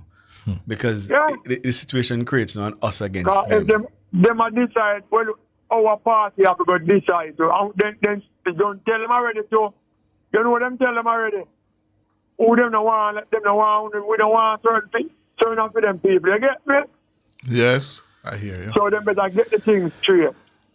Couple of days left, you know, it's a job, so them better get to them and get straight. They want to debate. All right, Errol. The debate, the format, Cliff. Because Errol asked, what could we possibly ask? It's not an adversarial format. I think each questioner gets, 2 follow-ups throughout the entire debate? Something like that. So let's assume that myself or George or Tana or Kimon or Jovan would pose a question, right? And, you know, the candidate skirts the question. And we say, okay, we have a follow-up. And them skirt it again. Right? That. it's not like Nationwide at 5 or Nationwide this morning where you can pin Press. down and press. So I really don't understand what the problem would be. And from what I've seen, the moderator has no real power except to say time. And that's just what the clock says. Yeah. So I don't understand. That's why it's not a politically smart move by the PNP. It's in fact politically dunce. Yeah? Because it gives the impression that they're afraid of you guys. Yes? They can't deal with the bullying that you're going to prepare them with and, confront them with. And then they just shirk, run. Yeah? But I will say, though, and I was very heartened today because all the journalists who were covering the Prime Minister today, there was a strong show of solidarity. In fact, when all the proceedings were done, I don't think she'd mind if I say it, Andrea Chisholm from Television Jamaica demanded that we all take a group picture, all of us from all the different media houses. And I did appreciate that. That's nice. Yeah. That's nice. Yeah. Samuel. Ricardo. Yes, sir. I want to feed my virgin. I want to feed and everybody bully you. No, man, we're good, man. We're good. Which I use? Yes, sir. 30 St. Mary, Dr. Dunn. Why Dr. Dunn is a poor MP that I use. Is that what? Poor MP, poor MP. Mm-hmm. Dr. Dunn don't do a good job as a 30 St. Mary. Not in my era. Not in my era. I come from the Richmond Division, Seaton, Montreal, Platfield, Luna, Bernard. Those people that have no road at all. No road. No road at all. Mm-hmm. And enough labor now plans to board, they now vote. Oh. They're not voting for him. Again. Mm-hmm. Just let me say right now, slip on the byline. I don't know what to do because Andrew is a good Prime Minister. So you have to go vote. Yeah, so you have a choice either to vote for Andrew, and in that sense, you're going to have to. Well, I see the dilemma you're in. Because what you're saying is that Dunn doesn't deserve another term. No, but what the next choice? We have to. Right then, we go vote for him, and then when election Andrew win, they'll push out Dunn. Mm-hmm. No, it's funny. No, I know. I snicker because of. You're not the only voter that I hear grappling with these things. Mm-hmm. And they're trying to make strategic choices and say, okay, if I do this, then later down the road, I can do that. And it's the way the political system sort of locks you into these, this kind of binary choice. I push him out. I thought push him out. We don't want no more meal as a study St. Mary. No more meal. I feel because the meal MP, man, they're not a good job. Oh. They're not a good job. You have to look very across the country. Mm-hmm. Anne-Marie Vaz, Rhoda, Central, Manchester, they're not a good job. They're doing the meal, they few of them. Mm-hmm. Few of them. Few like Flair Green, they don't do a good job on the Perennial Charles, but don't have not at all. Not at all. Not at all for the next chance. Not at all. Yes. Wait, what you said? The males are not doing a good job? Mm-hmm. No. Now, I heard you mention Anne-Marie Vaz and Rhoda Moy Crawford. Do you think they are not doing a good job? No, those MP are right, man. Oh, okay. And Catbreaking, not too bad neither. Morrison, not too bad neither. Them are going then, them are going, but they may but set me a cheap blind mice, St. Mary. Cheap blind mice. So that's... So you've had Dunn, you've had Dr. Guy, and you've had Montague. Cheap blind mice. Not at all, St. Mary. Nothing at all. Three blind mice. Cheap blind mice. Oh, well. Thank you very much, sir. You have a problem. You have to work out that dilemma there. Well, we are working towards now. We're working and push it down the line. You have 16 days to make up your mind. Because we can't do nothing for 5 years. We can't record. Yes.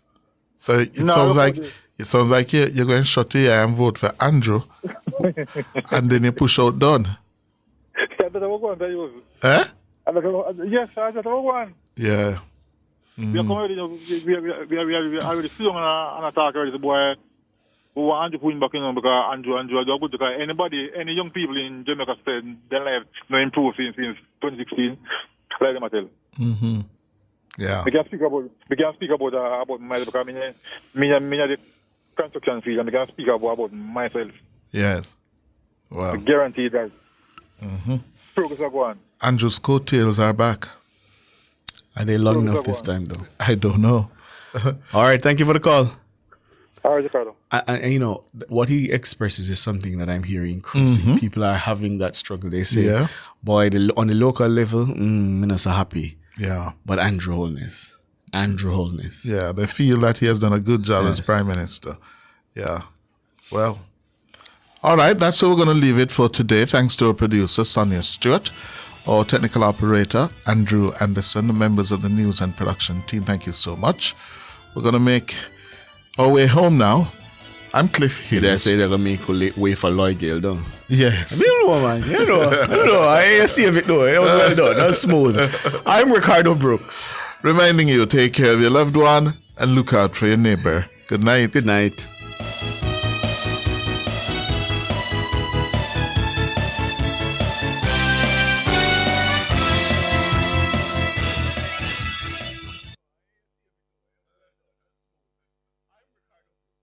Creative Building Finishes is celebrating 25 years of transforming Jamaican spaces. And we're saying thank you in a big way. Enjoy